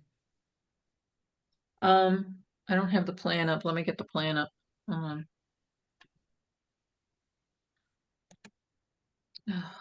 Where is it?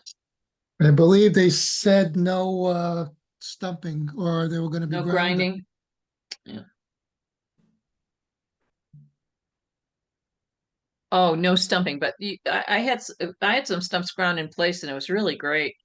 It just the wood that was left behind from the stump grinding, there was not erosive.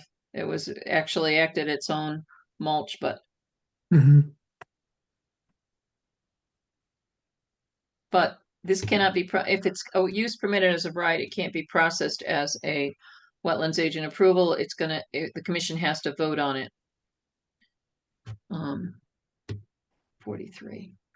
All right, where are you, 43? It's a minor typo, but third line down, the tree stumps, not sumps, will be Yeah. flushed to the ground. Apologize for that. No problem. Agreed, stumps. It's minor.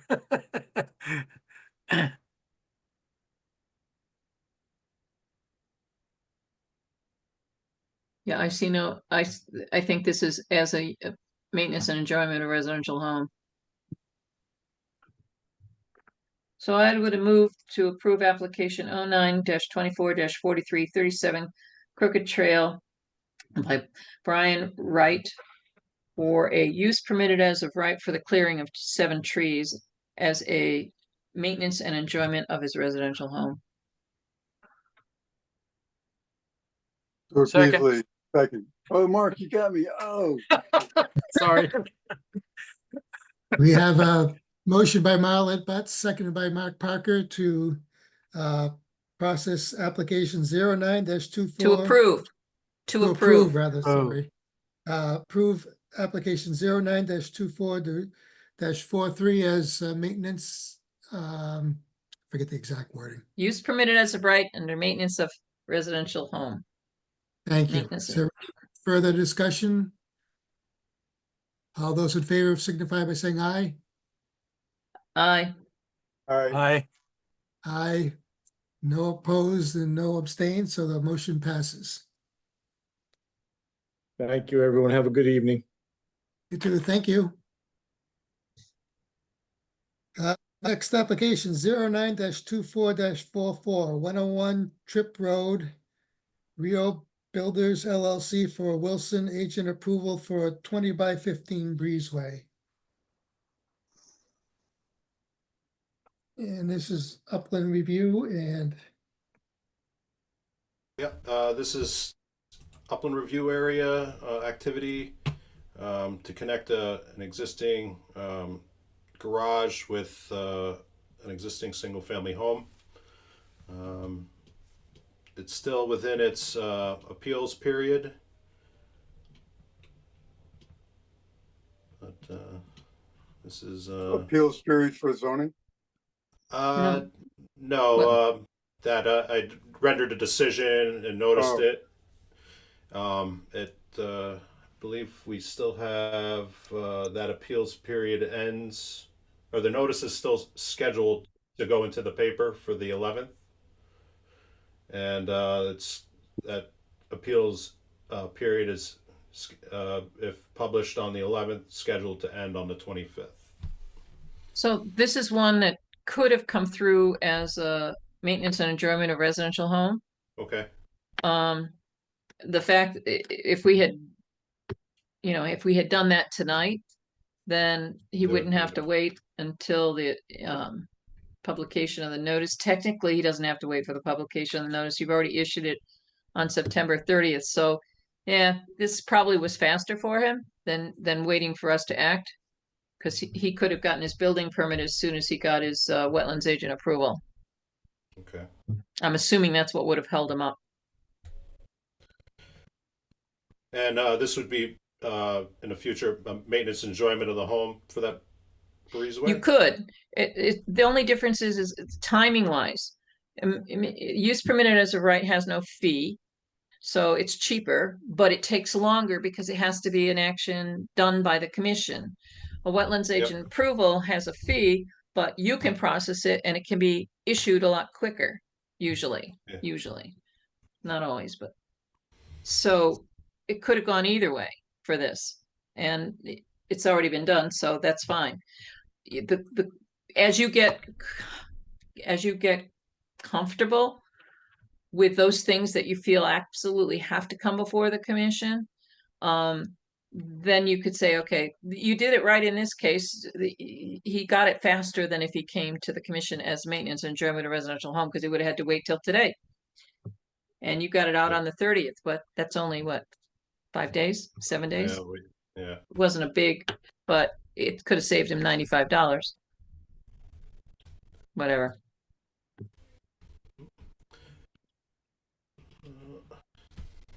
No further discussion on this one. We'll move on. Okay. So Eric Hansen had an addendum last month for the Rosenfield timber harvest that was issued last year.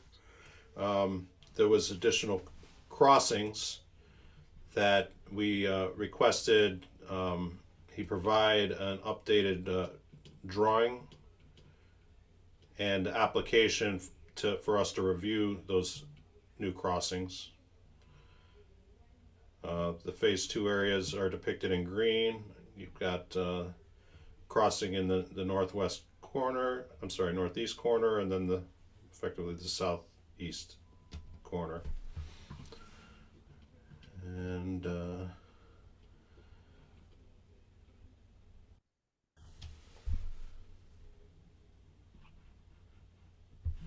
think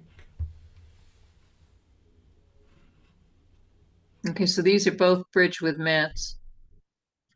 Yes. Is there any water flowing in them now? I haven't been in a couple of weeks. There was a trickle in the northern one and there was no water in the southern one. Okay. All right. I don't have a problem with this. Somebody else do the motion. I've done enough tonight. Can't keep up with you. Well, I'm trying to make it so it's not a 3-hour meeting, you know? All right, I move to approve application 09-24-45, 222 Rocky Hill Road by Eric Hansen for Rosenfeld for timber harvest as a use permitted as of right under agriculture. Second the motion, Stuart Peasley.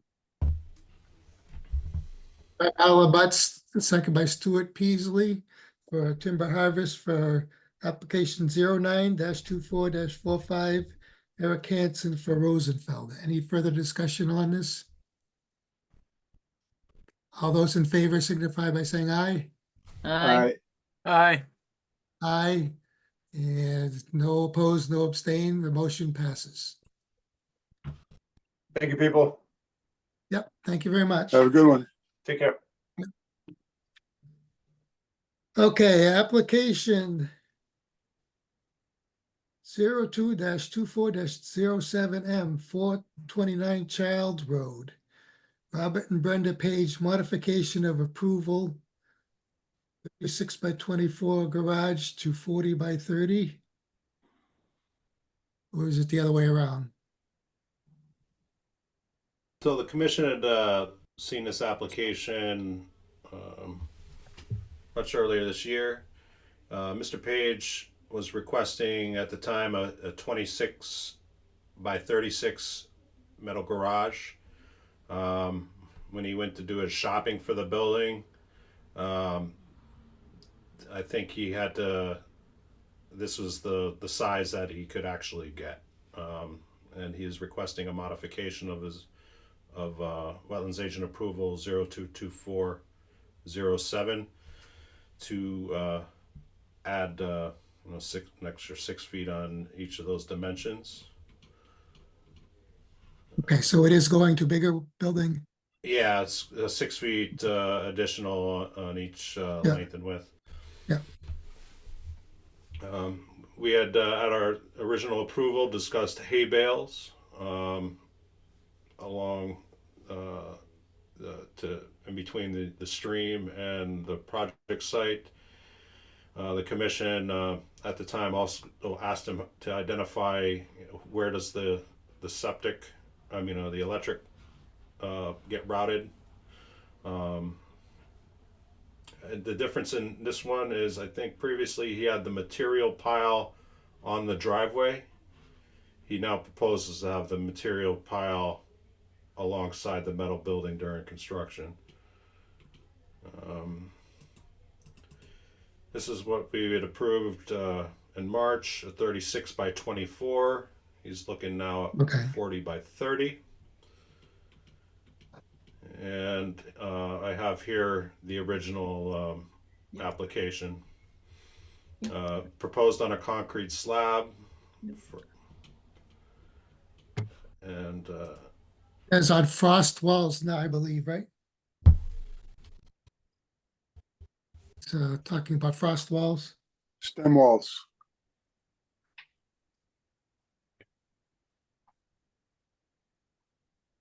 as originally he had depicted the stockpile in the driveway. I know he's kind of hinted at some challenges with the building official about the base of this. I don't think he initially thought he'd have to go through the frost wall. Stem walls, but he was enlightened on the new code that would require that.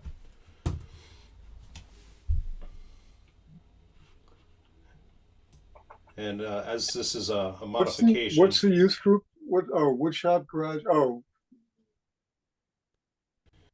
Huh. Oh, so foundation to include a frost wall, elevated perimeter wall to prevent moisture from affecting wood walls. Remember, this was the one where the garage was going to go on the lawn area. Yeah, I remember this. Mm-hmm. I don't have a problem with this. Oh. I think it's fine. That was issued as a permit, Dan, or as a wetlands agent approval? Agent approval. Then you can modify it. Okay. I don't think you need. I have no objection to you issuing a modification based upon the information you've provided us. All right, I'll work on that paperwork and let Mr. Page know. Very good. Have a look at these. Yep, thank you for providing them. On to administrative business. So we did mention earlier Christoph Szosnicki is how I'm gonna guess at that one. He had put that shed in where alongside of his neighbor's property, and we I had sent him a letter saying, hey, you need a wetlands and zoning permit. I'm gonna try and share that. Okay.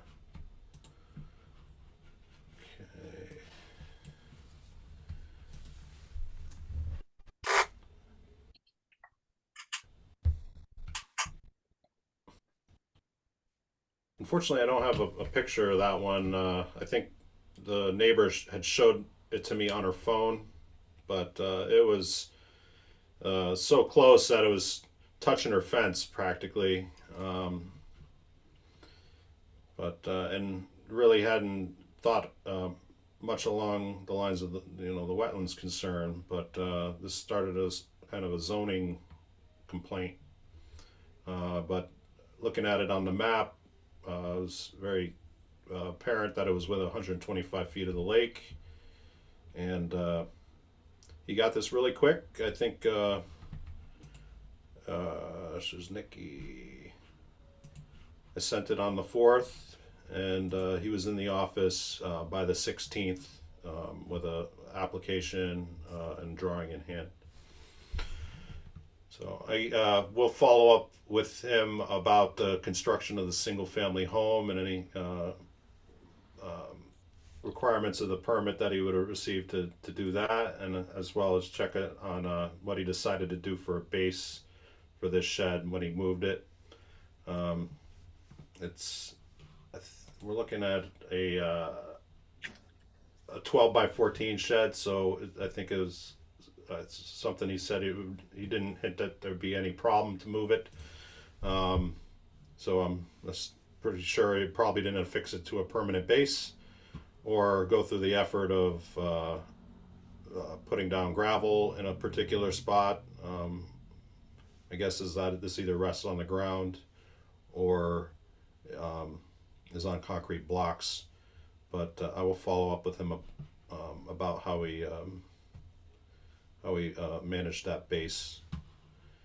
If the commission has any other questions about this particular notice, from its style down to its substance, or questions about the property, that property in general, I'll be happy to answer them.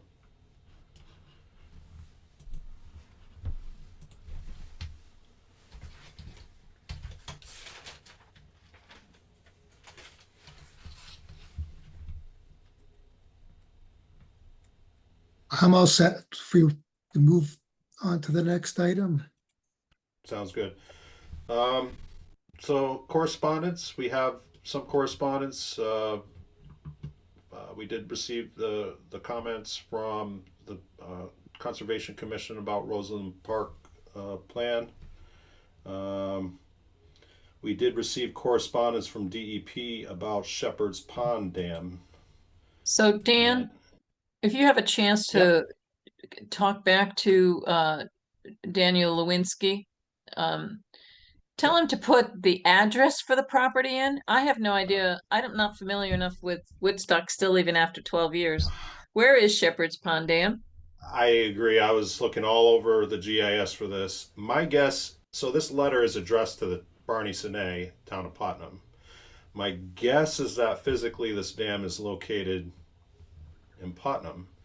No, it wouldn't be in Putnam if they've got the designation of 169. 169 would be Woodstock. Okay. See, they use the DOT numbering system, town numbering system. So 169 would be Woodstock's, not Putnam. Putnam would have a lower number than 169. Yeah, Putnam's one of the last. Yeah. For So it's some gotta be GPS coordinates or something to. Wondering if it's on the Little River, because they have their water treatment facility, and I betcha it's on the Little River, Shepherd's Pond. Mark, do you know? That would be the only logical location that I would say, I'll bet you that's where it is. because that's what Shepherd's Pond is for the next to Little River Road. Is that no Little Pond Road? It's below the It's going to be on the fairgrounds. That's not. I don't think that's Shepherd's Pond. What's this one? You have a name for it here on GIS? Little Pond Road. Oh, that's Town of Woodstock owns that one. Okay, I'm looking on what comes out of Roseland Park. I'm looking for water bodies that are on and there's a down, okay. Peak Brook Road, Peak Brook. If you go down to, let's see who owns that land. City, yep. I'll bet it's there off of Peak Brook Road. And it's just before the water treatment plant. There's a dam. You can see it on the GIS aerial photograph. I'll bet you that's the dam. But that doesn't make any sense they elevated the hazard classification. Maybe they did that because of the bridge that's being replaced on Peak Brook. No, I don't know. the letter, I think, they moved it from class B to BB, from significant hazard potential to moderate hazard potential. All right. They could be Shepherd's doing that Pond because of the is changes in the over- road. It's over behind Senexit Road, and what's the road that? To Little the, Pond Road. That's, I see a dam behind the Putnam Water Treatment Plant. yeah. I think that's Shepherd's Pond. I'll bet you that is. I don't think it's the one that you're thinking of, up by, because there's no dam on that pond. oh, There's no dam on that. And the town of Woodstock owns that pond, by the way. oh, Little Pond. That's Little Pond. It shows up when I did Google Earth. Yeah, there's no dam on it. And that's downstream from Stonebridge Road. Yeah. Yep. Woodstock owns that, so that's not it. But the one that's on Peak Brook Road, that one Putnam owns. So that's what it's got to be. It's got to be the water treatment facility. Yeah. So they lowered the hazard, probably because they replaced the bridge. Yeah. The town had a permit to replace the bridge on Peak Brook Road. So maybe Was it that reduced. recent? Was that recently they did the bridge? Yes, they're doing it. They were doing it this summer. That's what I Yeah, thought. they just finished it about a month ago, so. Hmm.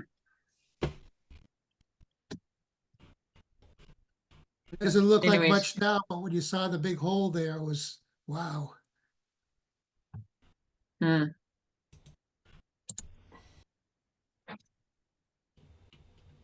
So at that water treatment plant, that's a former mill site. That's where the name Harrisville comes from. Yeah, they spent a lot of money building that water treatment facility, but that could take more than the flow of the Little River. But the Yeah. Water Diversion Policy Act prevents them from doing that. Yeah.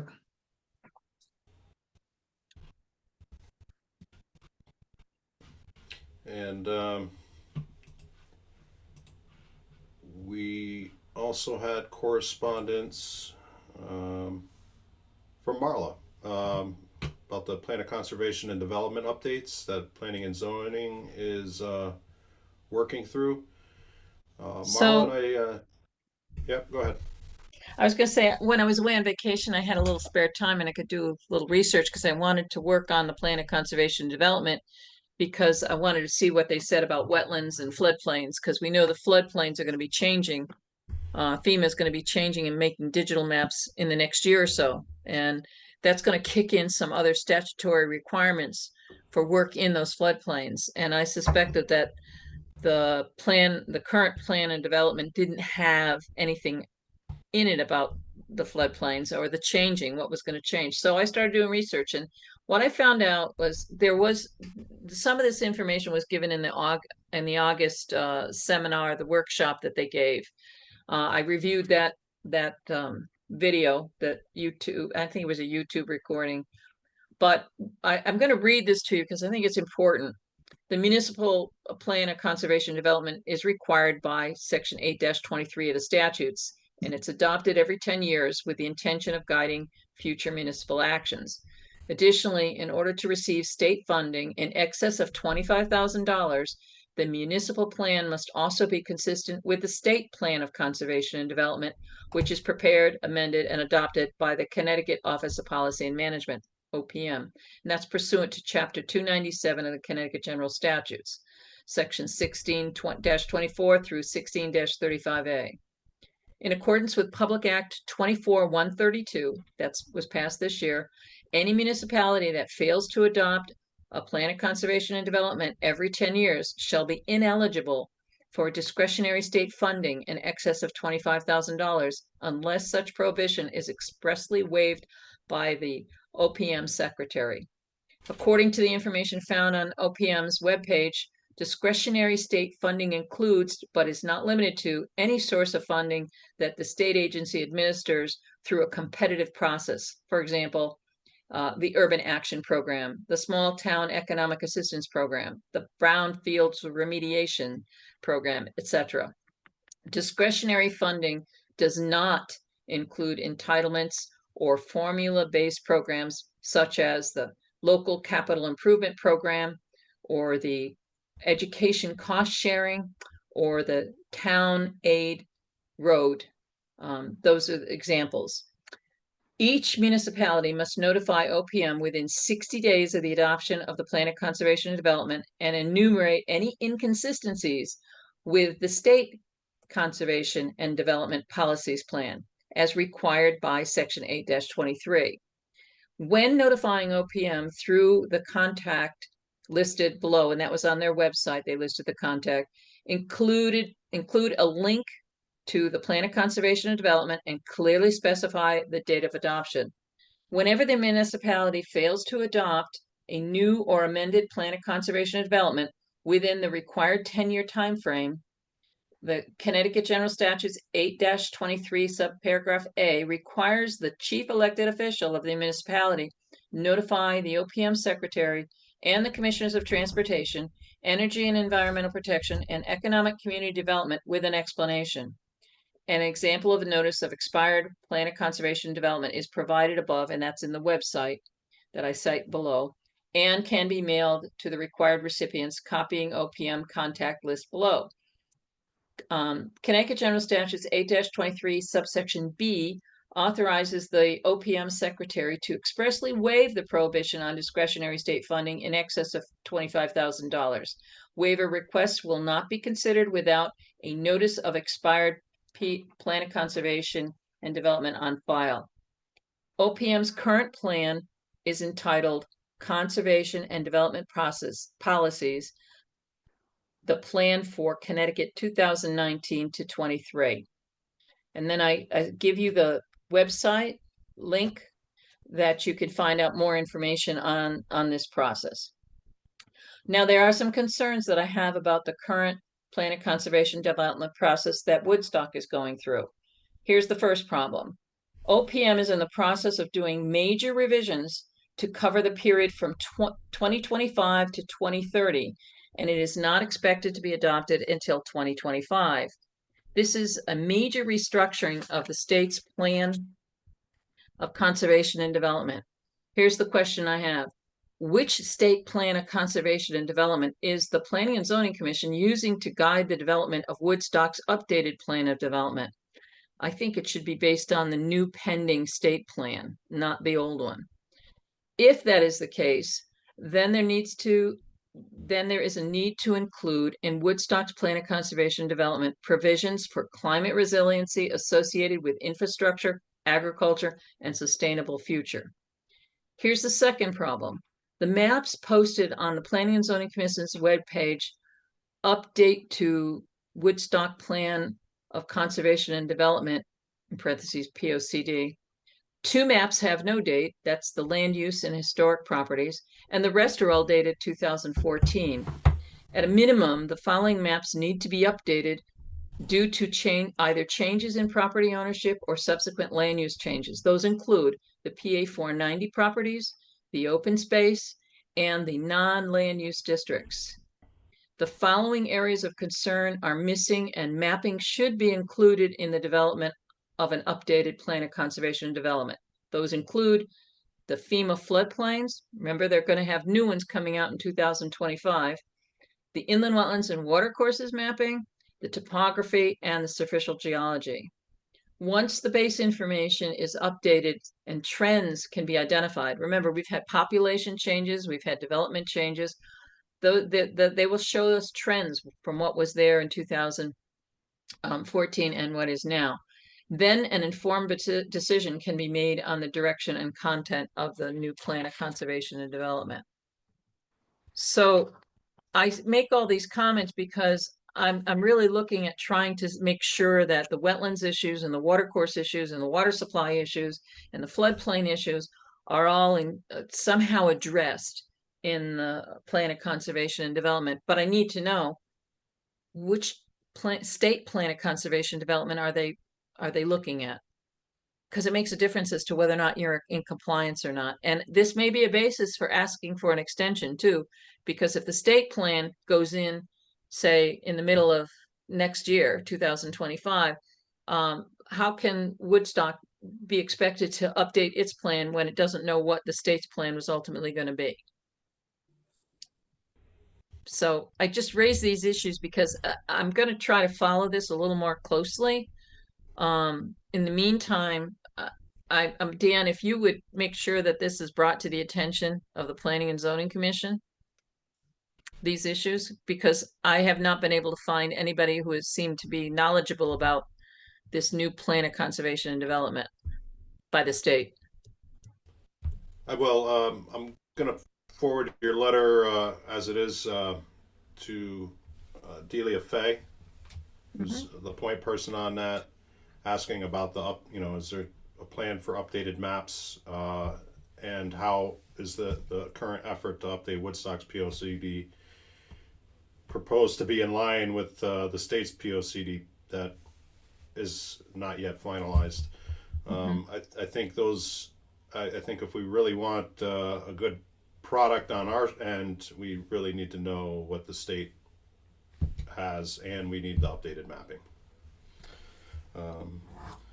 Yeah, I agree. And in the meantime, I think that we should encourage Chan, our selectman, to notify the OPM secretary and just apply for any waivers, and then we could simply state, that the reason why, is because our POCD has expired. It has reached its tenure, and we can't go forward until we have the state update their plan.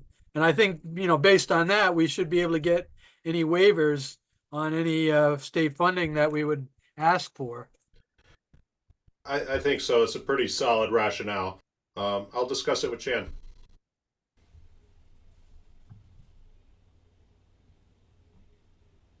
That's all I have to say on the subject. Thank you, Marla. That's great. Welcome. Great groundwork you did. Yep. That's what vacations do for you, Yeah. Right. I'm wondering if we couldn't highlight some kind of principles to follow. They do that. You need to read the draft plan of conservation development at the state level. They actually do that. Okay. Yeah, so take a look at that first. It's a little more complicated. I'm not sure I understand it. I have to kind of chew on that a little more if that's the direction we're going to go. Well, so that's the question. Do we just do we have anything to add to that or contribute, or do we just follow what they're talking about? Well, from what I gathered, they've already gone through a number of workshops and stuff, and it sounds like from their website that they're really close to going to public hearing. And once an agency goes to public hearing, the chances of changing very much is pretty slim. I mean, so now I'm suspecting that what they have on their website as their draft plan is probably the one we're going to see next year as being adopted. And so it would be wise, and what you're saying is to sort of wait and see and get in line with that. I would start looking at using that as the basis, kind of, that's what I'm going to do when I'm focusing on where are the issues that I want to raise. I'm going to try to relate it back to those components that they have in the new one. They talk about resiliency and sustainability, and you have to look at it. It's got a lot of catchwords that I'm not yet sure I understand completely. But at least perhaps at some point there could be a paragraph or page, something that's a narrative that gives an overview of the water resources we have, the limitations because of being drinking water aquifers and citizens' dependence on largely on well water. At least have some sort of a narrative like that. I don't know Yeah, how that. I'm just wondering if there's something that as a commission we can produce that states something about the value of the water systems and the community, how that has an impact on development, and what sort of balance can be attained by, what we already know is certain. We already experienced that, but how do we envision the next 10 or 20 years, what that's going to look like? And I think that would be a key element to identify. So I think one the of the local things, go ahead. The local POCD is the way to get the local flavor into at least our document. We'd be kind of off of the base of the state document, but we can really do a lot with a plan of conservation and development. It's not binding, but it kind of sets our mentality about whatever we want to put into it. The state's looking that we hold to our principles with that, though. Marla, sorry for cutting you off. That's okay. So one of the things that concerns me is, having been in Thompson for a number of years, I've seen the development pressure coming in from Massachusetts. If you've ever gone to Worcester area, you'll see how much it's building up there. And because they have the T, which is the mass transportation, rail transportation to Boston, and Boston is so expensive. I think what's starting to happen is the people that are in Webster have been looking to cheaper lands in Connecticut and then traveling the 40 minutes or so to the T and going to Boston, and you can work on the train now. I mean, COVID gave us some great opportunities to working remotely, and I think you're going to see there's going to be a lot more pressure for development in Woodstock than was before. I've watched towns like Monroe, which was an agricultural town, turn into a suburb town of the Bridgeport, Stamford area. I watched Ellington, the town I grew up in, become a bedroom town. It was agricultural when I was a kid.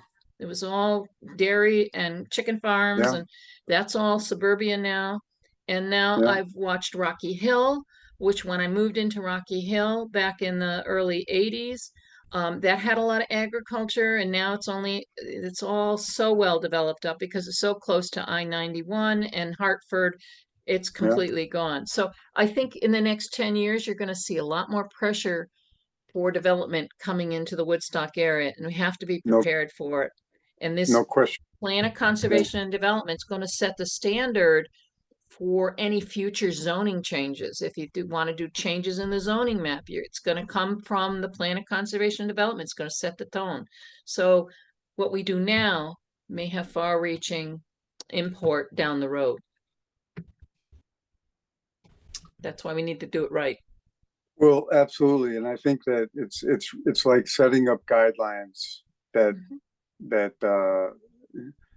there really isn't anyone else in town besides the Wetlands Commission conservation, but on a dated month to month, week to week, day to day for Dan basis, we're the ones that experience the actual things like retaining walls and faulty water distribution from that into our lakes and water courses.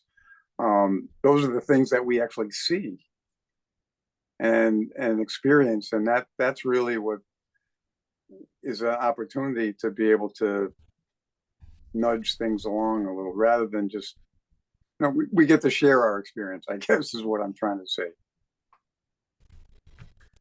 in a positive way. How it's just like last month when we were talking about the beaver dam, and what's the guiding principle with the beaver dam? Well, man versus nature. Man gets control of the beaver dam, not the beaver. So, but that sort of overriding thing, people don't really understand, you know, it's not well thought, well known. You know what I'm saying? Am I making any sense? It's late Monday night.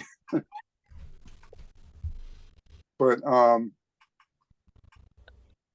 you know, that's all I'm suggesting, is that if we try to make some kind of guiding principles, guidelines, the administrative stuff will follow. Mhm.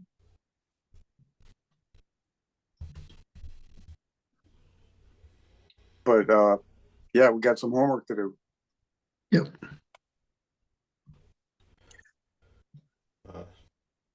So Dan, can you? Go ahead. So I wasn't able to secure the financial report today to share with you. I still gotta work with finance to for what printout are we looking for. I think the last time I showed one, it was unwieldy and didn't really tell us what we'd had versus what we spent. There was a report that that we would share when I first started that had a look that we could understand. I want to try to identify that style of report and have that on a monthly basis from the finance office and get back into that routine. Well, Dan, we virtually have no money Yeah, because it's your salary comes off of through the the selectman's office. office. Yeah, And supplies, travel, meetings, that's pretty much, you know, like the Kakiwick annual meeting, you know, the town, we have monies for that, don't we? yes, we do. So- And that's actually very timely that you mentioned that. The Cackaway conference is in November the 16th. Anybody who's interested, we should all go. We can make it That'll be happen. where? Where it was last Bristol. year. Bristol, yeah. Bristol. Bristol. Are we paid up with them? We're paid up. We have a shared membership with conservation that we Okay. worked earlier this year to renew. And I'd like to move on to the agent report. It's not as substantive as I'd hoped. I'd hoped to spend most of the day writing it, and most of today was actually walk-ins. So a lot of these sentences I'd type halfway, and then I'd get back to them about 45 minutes later. And it didn't include, everything, but some of there's a copy of it in the attachments section at the bottom. Some of these items were up to permit number 092445, indicating 45 individual applications in 2024. We've modified 3. You can almost say that's 48. Last year we only had got up to 28. And from what I've been able to chart, I've had permit totals by month in a spreadsheet going back a decade. And this is the highest permit total application that we've seen in a month. And this is also the highest permit total year that I've been able to chart. Going back deeper than that, there was some very busy times, especially around 2008 before the economic crisis. But this past 10 years has been relatively slow to what we're seeing now. The last couple months, there's been 4 agent approval type of applications that I've offered my approval on. So we're still, I brought a couple today considering the retaining wall, the scope of that.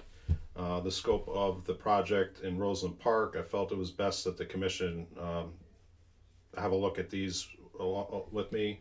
I mentioned that we did receive a timber harvest application for the phase 2 work on the Rosenfield property that Eric Hansen spoke to.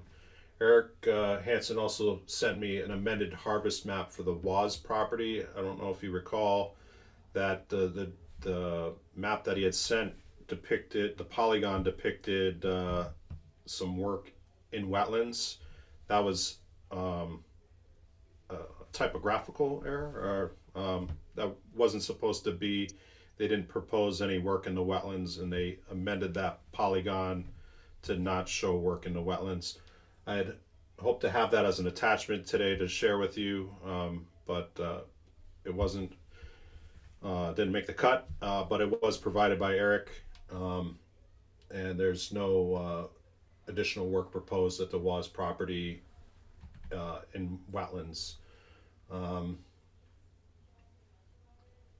So we mentioned plan of conservation development. The goal for PZC is March 2025. I think it's going to take longer than that, but as Mark stated, we've got a strong rationale considering the state plan in progress to ask and I think receive an extension.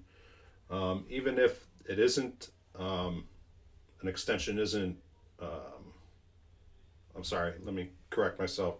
I've seen in the past that a town can still receive its grant monies requesting an extension. So it's not going to prevent us from receiving our grants so long as we have that extension. Also regarding the plan of conservation development, there was a town-wide survey that Delia Fay sent everywhere she could. And the Planning and Zoning Commission shared the results of that survey at their meeting on Thursday last week. In my agent report, there's a clickable link to the file that Delia presented to the commission that shows where the community's interests are, and breaking out the poll responses. Okay, I see it, yeah.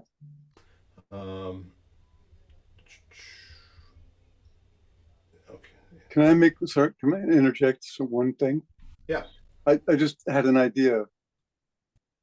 I haven't looked at any of this yet, but in what I was talking about previously, would it make any sense to have a meeting with the wetlands, planning, zoning, economic development, who else? Ag committee. If there was a joint meeting of all four commissions and anybody else, conservation, sort of if that would be of any benefit. What do you think, Marla? Well, I thought that they were going to do something in December for environmental stuff and agricultural stuff. I thought, am I wrong in that, Dan? There was their plan to have some kind of joint environmental agricultural stuff together in December. Yeah, I recall that. I'm gonna pull up the flyer that I think I shared that last month. Okay, so November 7th is housing and development. The December 5th meeting is infrastructure, public safety, and natural and cultural resources. I think that kind of is where they lumped us in with the scope of our business. The December 5th meeting, I think if we're gonna offer a report or comment about dirt road runoff, that definitely fits in, infrastructure, natural resources. I think our report to the PZC should be ready for to share with them at their December 5th meeting. Okay, that's good. That's not much time, actually.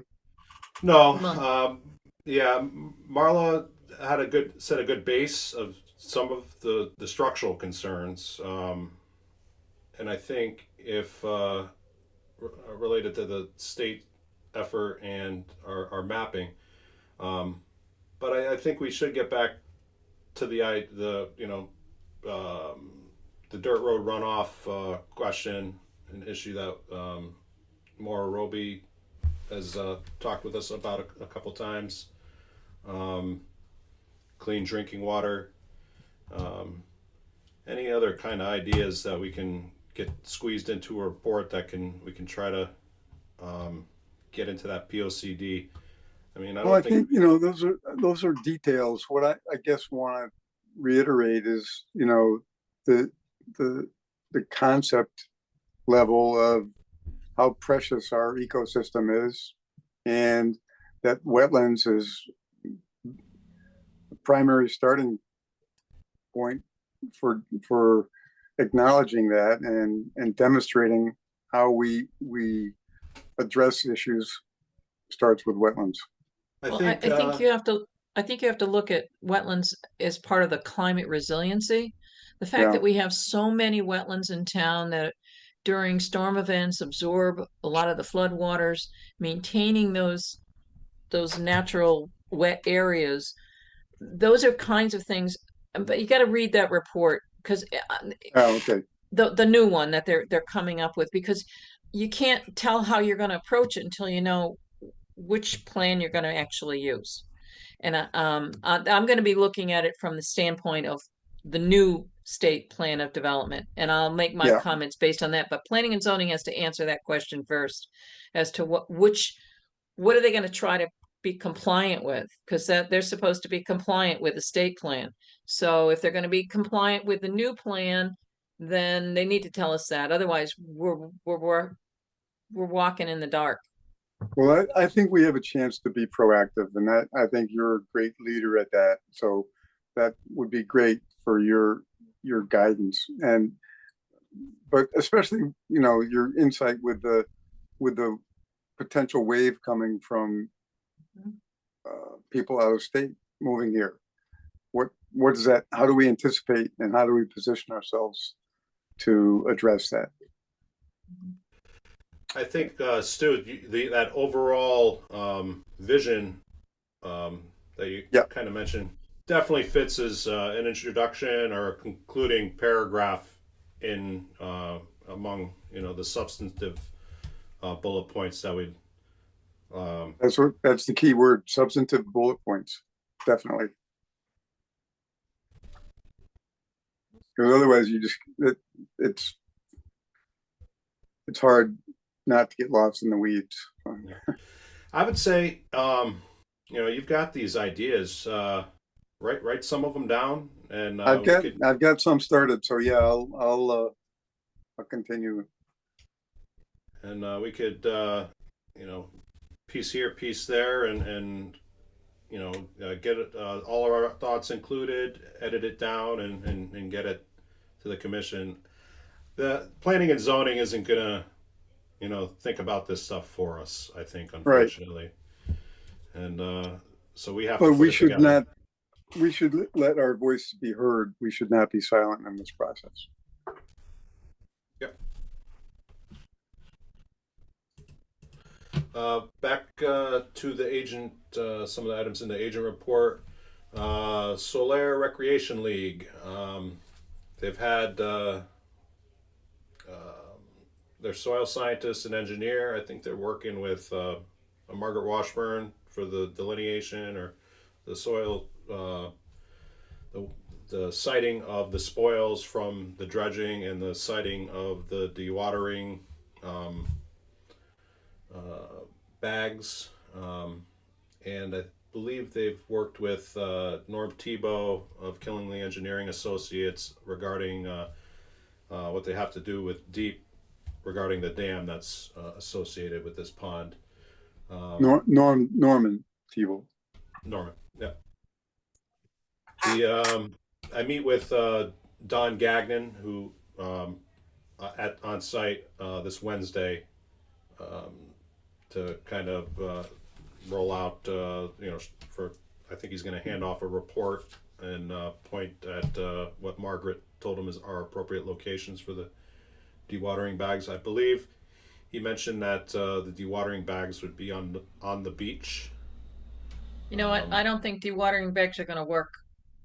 not with the volume of water that they're gonna have to push through though. Those dirt bags, they clog pretty quickly. Okay.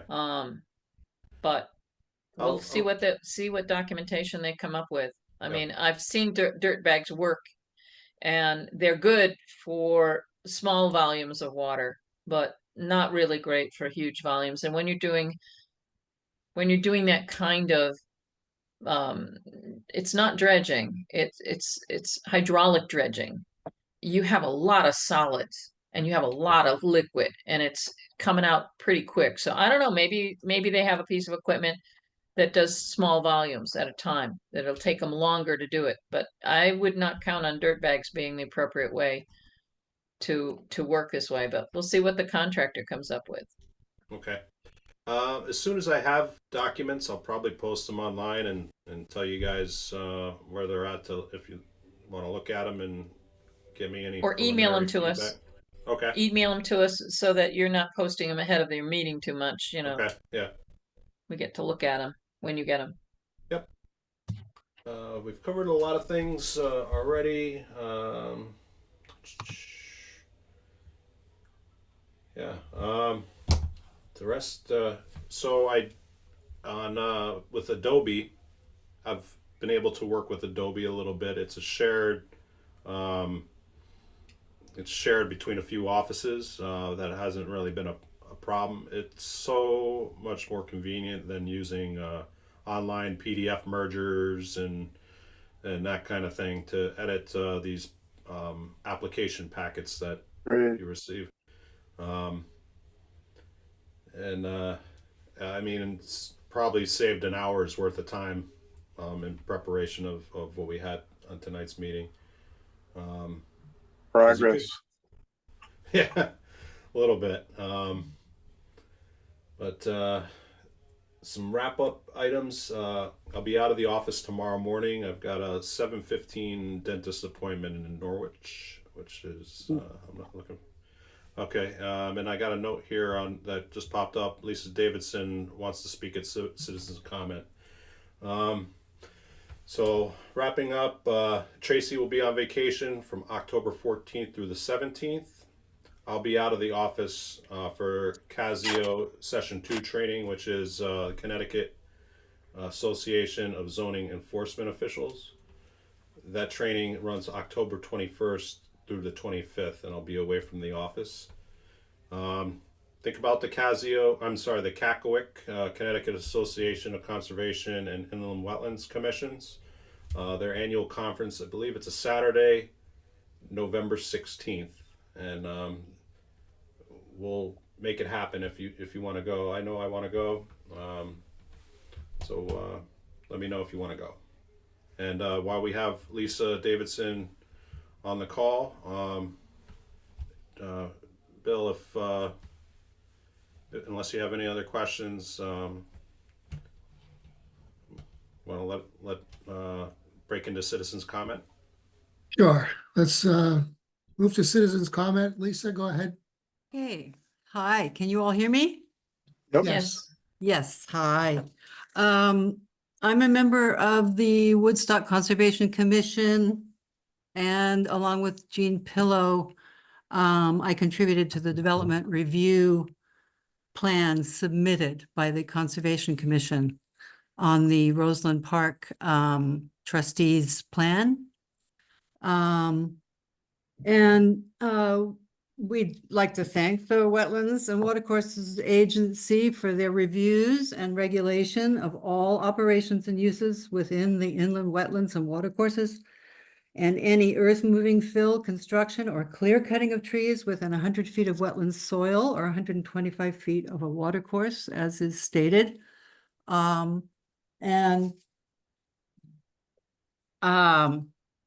I've listened to the remarks tonight of the commission and the remarks of the trustees for the park.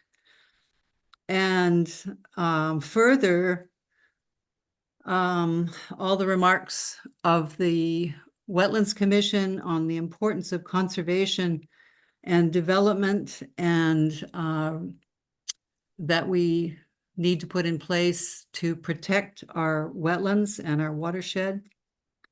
And I did see the plan, the original plans submitted by the trustees. And then suddenly this new plan that popped up tonight as the addendum is quite different to what was submitted before.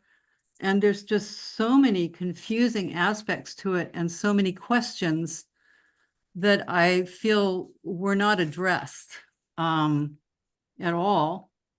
And leave just so many questions about stormwater runoff and watershed protection that just have gone completely unasked and unanswered by them. And I find that really concerning. The new map addendum has a large area that they're calling pedestrian only. However, there are two maps, and the most concerning part of what they're calling pedestrian only is listed as new pavement on current gravel road. And it is within the inland wetland review, and that's going to be paved to 20 feet width. It is now, I don't know, probably 10 to 12 feet. It has large trees existing on both sides of the road currently. If it's ripped and replaced to 20 feet, they're going to have to remove large existing trees. And I believe that if you're laying down roadway, you have to also dig up roots before you can do that, so you don't have future sinkholes. And that concerns me, and I didn't feel that that was currently addressed. And also that 20-foot repavement of roadway lies within 50 feet of Roseland Lake as it goes right behind what is considered to be the beach house and along the area in front of the caretaker's cottage there as well. That is going to be slated to be 20 feet wide. And there are a lot of mature trees that will have to go, and their stumps as well. And I'm very concerned about that disturbance. A lot of the questions that came up in the review, I don't think were even talked about. And I just really have a lot of questions about that. They propose that the trees taken out in the review area will be limited to diseased trees or those that pose a safety risk. And my question would be, who assesses that those trees are diseased or that they pose a safety risk? Because we know the value of the immediate riparian buffer and the vegetation in that area. And it's also an area that has repeatedly flooded. And so it's very concerning that we wouldn't have a better review of the proposed disturbance there. And I don't know what can be done at this point because it was accepted. But I'm very concerned about it, and I would like it to be of record. And I have a document that I can prepare that has a lot of these questions that I didn't speak up earlier because I felt that it was inappropriate for me to speak at the time. Maybe I should have, considering that I was contributing to the development review. But I'm speaking now, and I would like some of these concerns to be of record. So I'd be very happy to email them to you. So Bill, I would like to make a comment back to Lisa and to Dan. So by all means, Lisa, I think you should put your concerns in writing. And Dan, you should hold off rendering any kind of decision on the wetlands agent approval until you receive all of those concerns and feel that they have all been addressed by the Roseland Park entities regarding the tree cutting and what other grading work that might be going on. I'm looking at the addendum, and I see from the addendum that there are two maps, and the two maps, I'm having a hard time. I'm looking at the lower map, which had all the pedestrian walkways, where she was saying behind the old boathouse, that's Yeah. all pedestrian walkway, according Yeah. to the map. It does show, I can see where Lisa's concerned, and I can see the confusion about what exactly is the final plan? What Yeah. exactly are the final widths of pavement? You don't really get that from these hand drawings.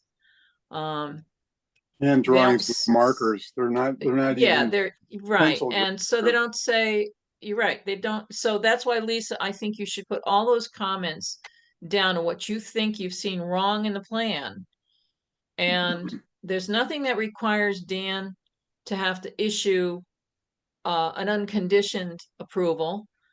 There's nothing that says that he can't ask them for additional information, which he can. So my advice would be for you to put your comments into him, say within the next week. Okay. That would give Dan some time to look at it and try to see if he can get those questions answered, the concerns addressed, so that when it's issued, you see, wetlands agent approvals are appealable to the commission independent. Once the legal notice is published in the newspaper, any person can appeal the agent's decision. That's how wetlands agent approvals work. So they're not a final decision. The wetlands agent approval is not a final decision. It's one that, so if the Conservation Commission or a member of the Conservation Commission didn't like the decision that Dan made ultimately on his wetlands agent approval, they can appeal back to the Wetlands Commission to do a further review. Okay. I've never seen that happen, but it's legally available. Okay. Well, I certainly will do that. And I just, Stuart Peasley here. I have one other comment to add. These are sketches. They're not to scale. They're very loosely drawn. In the topics of discussion tonight, there was never anything said about a 20-foot wide roadway. All that I heard was 8-foot and 12-foot. So one other point I'd like to add that should be addressed is that this scope of work is not clear. And the fact that the trees were also not addressed, that's just information we didn't have to be able to make or process a decision properly. So these are all things to consider, I guess, going forward. You know, I can see why you're concerned. if We you, didn't receive this information. This is all new to me. I might say that the information in the development review report that Jean and I submitted, all of this is in that report. And Do we have that?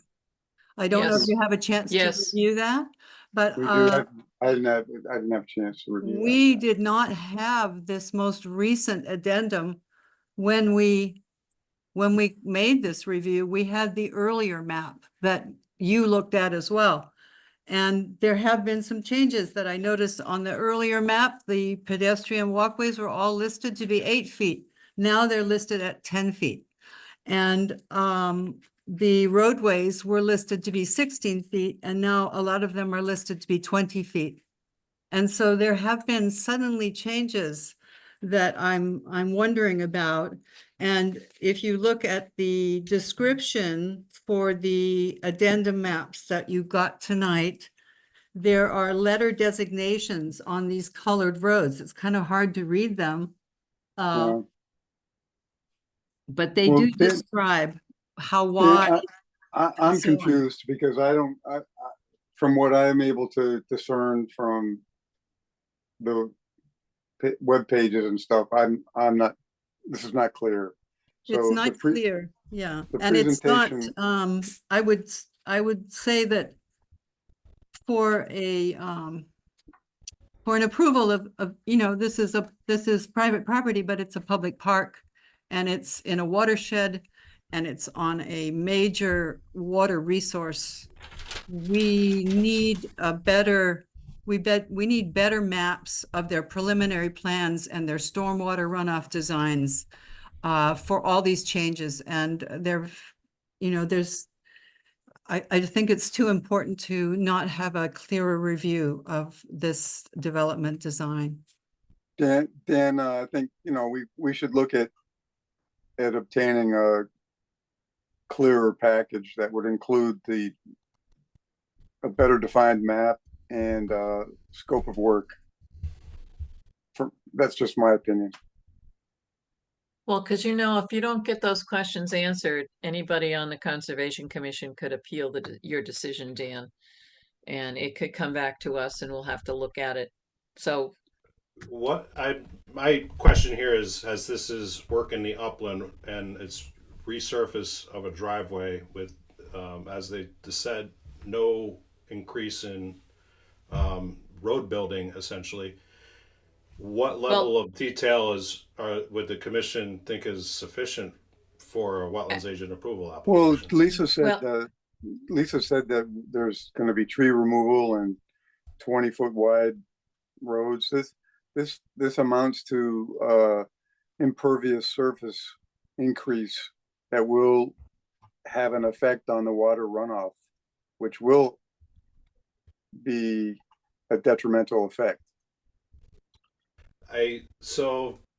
Right. I mean, I'm just. Yeah, but that doesn't necessarily mean it's not that creates an unacceptable situation. I think the drawings have to be perhaps clearer. Right.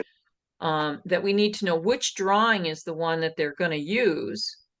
What are the widths of the roads? Where is the pavement going to be? Where it's not going to be? Are the walking paths, are they paved or not paved? How wide are they? How narrow are they? I mean, And you don't get that from the drawings, technically. But there is a key. Sorry to cut you off. Go ahead. That is on the addendum that we just received at 2 or 3 this afternoon. Oh, well, you haven't even had a chance to look at it to see whether or not that's adequate. Exactly. So, like I said, briefly looking at it now, his current pavement linear feet width and square feet versus the 2024 proposed plan shows decreases in width, decreases in linear feet, and decreases in square footage of pavement. So are you looking at the same key for the addendum? Yeah.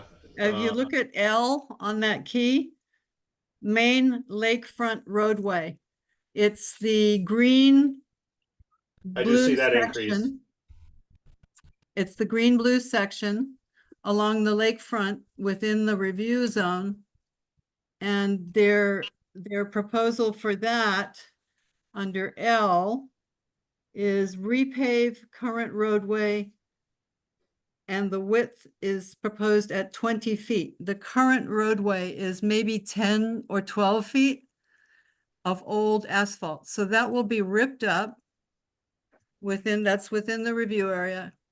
And that there are trees on either side currently of that 10 to 12 foot width. So I don't see how you can get 20 feet there. But they also say pedestrian only. So why would you need 20 feet wide for pedestrian? That's what I don't understand. It's very puzzling. And if it is just pedestrian only, then there's a huge area of the park that seems inaccessible to emergency vehicles for people using the park. Well, that's probably why they're doing it at 20 feet. That's what I would imagine. I would guess would be for emergency services, but you don't need it 20 feet wide for emergency services. That paved area goes out to the area that they call Wedding Point, because it's a very popular wedding area.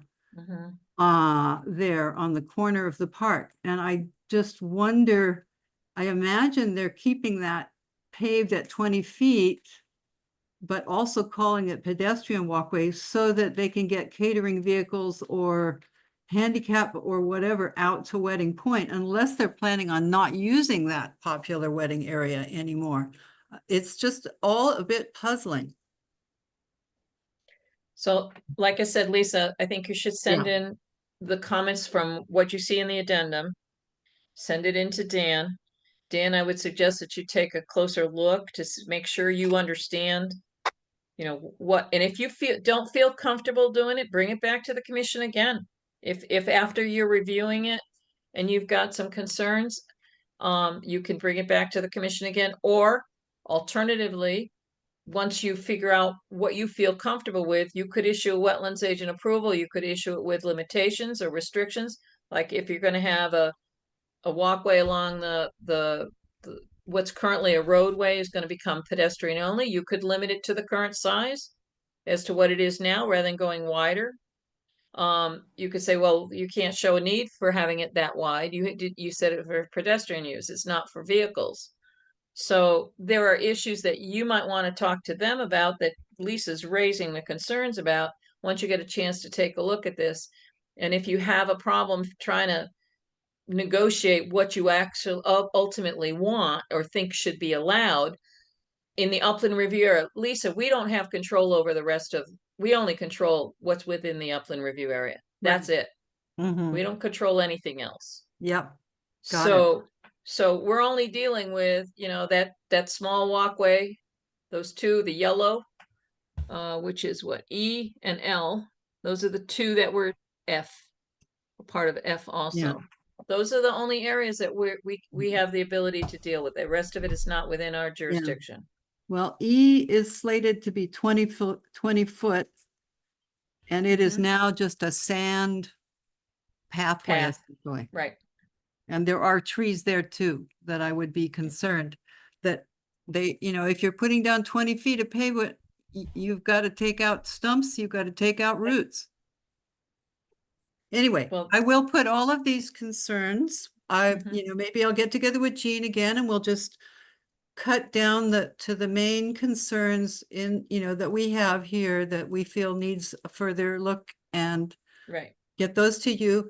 I would say basically all of the concerns were in our development review report. However, the map has changed since then. So we'll just do a summary of the concerns now for what we see there.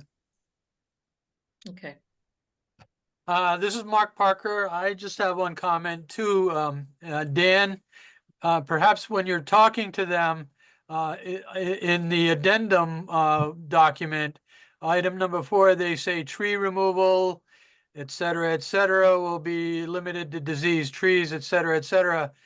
It might be appropriate to ask them, well, would you please identify those trees for us and put it on a map so that we can see? And will that, and then ask them, will that also include any trees that may need to be impacted when they work on lane L and lane E? You know, if that's what we're concerned with, you know, the ones that are on the lakeward side of that roadway improvement. Thank you, Mark. Just my opinion. Yeah, I think I think you got the picture, but we just need clearer definitions and parameters. Right.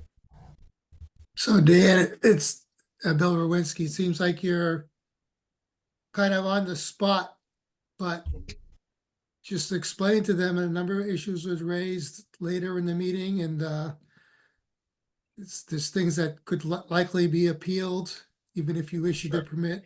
Yeah, we just need more clarification. If they want to break up the work that they're trying to do in separate areas, then maybe there's something we could do like that, but there's just enough issues that were raised that we feel we have to hold back. And Dan, you would have my support if you wanted to, you know, push and say, hey, your walkway, your pedestrian pavement lanes don't need to be 20 feet wide. You know, I agree. they could be, 12 feet wide, it'd be fine. And I would think that that's probably a negotiable point. Yeah. So I thank you, Mark. That's something that I don't see the need to go from 16 to 20 unnecessarily. Part of our purview too is to look for reasonable and prudent alternatives. So that Right. exact wording is part of our task. Correct. That the issues have been raised enough that we would be wise to do that. Nice. Happy to raise these. Yeah. Thank you very much for hearing me. And we will put it in writing, our concerns, and go from there. Thank you, Lisa. Thank you. Yep, thank you. And we also have Cindy Brown still. Would you like to speak on something? Cindy Brown is actually Amy Monahan on the computer. Okay, sorry. Yay! Actually, I do have something to say. I know that Delia Faye had sent out invitations for all of I think it went to all the commission chairs in August for input and ideas. We've had some meetings already where we've had good discussion. I wouldn't wait until December to get your ideas to them if possible. I think that they're talking about the POCD at the next meeting also. They haven't had a lot of applications at planning and zoning, so we're following through with the conversations that we had at the last meeting about businesses. But even if you don't have details, just give her the topics earlier than later so that she can do her research and see what she has. She might be able to do some of the work for you, because I know that she did send out invitations for requests to all of the commissions like in August, I believe. So she wants your input sooner than later. That's all. Amy, did they know about the new plan of conservation and development by OPM? I don't know. I don't think anyone has mentioned it. So that definitely should be something that is brought up. But even the ideas beyond that, definitely I would go sooner than later, because she can do some of that research too, and she might have a basis to start on. Yeah, because climate resiliency is going to be a big focus that I'm going to have. Right. Yeah, no one has mentioned that. So that I would definitely get to them, Dan, as quickly as possible. Thanks, Amy. Yep.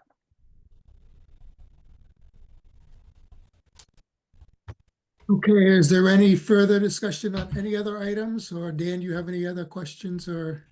Oh, if you have any questions now or later, please give me a call or email, and I'll do the research for you. I move to adjourn. I second the motion. Motion's been made by Vala Butt, second by Stuart Peasley to adjourn. All those in favor signify by saying aye. Aye.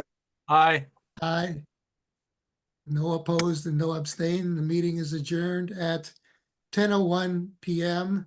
Thank you very much, Dan, for your work. Thank you. We've got a lot of stuff thanks, going Dan. on, and thanks for taking care of everything. And thank you, Amy, for your work too. You're very welcome. Have a good night, guys. Thank you. Good night, everyone. Good night, everyone. Appreciate it. All right, Good night. good night.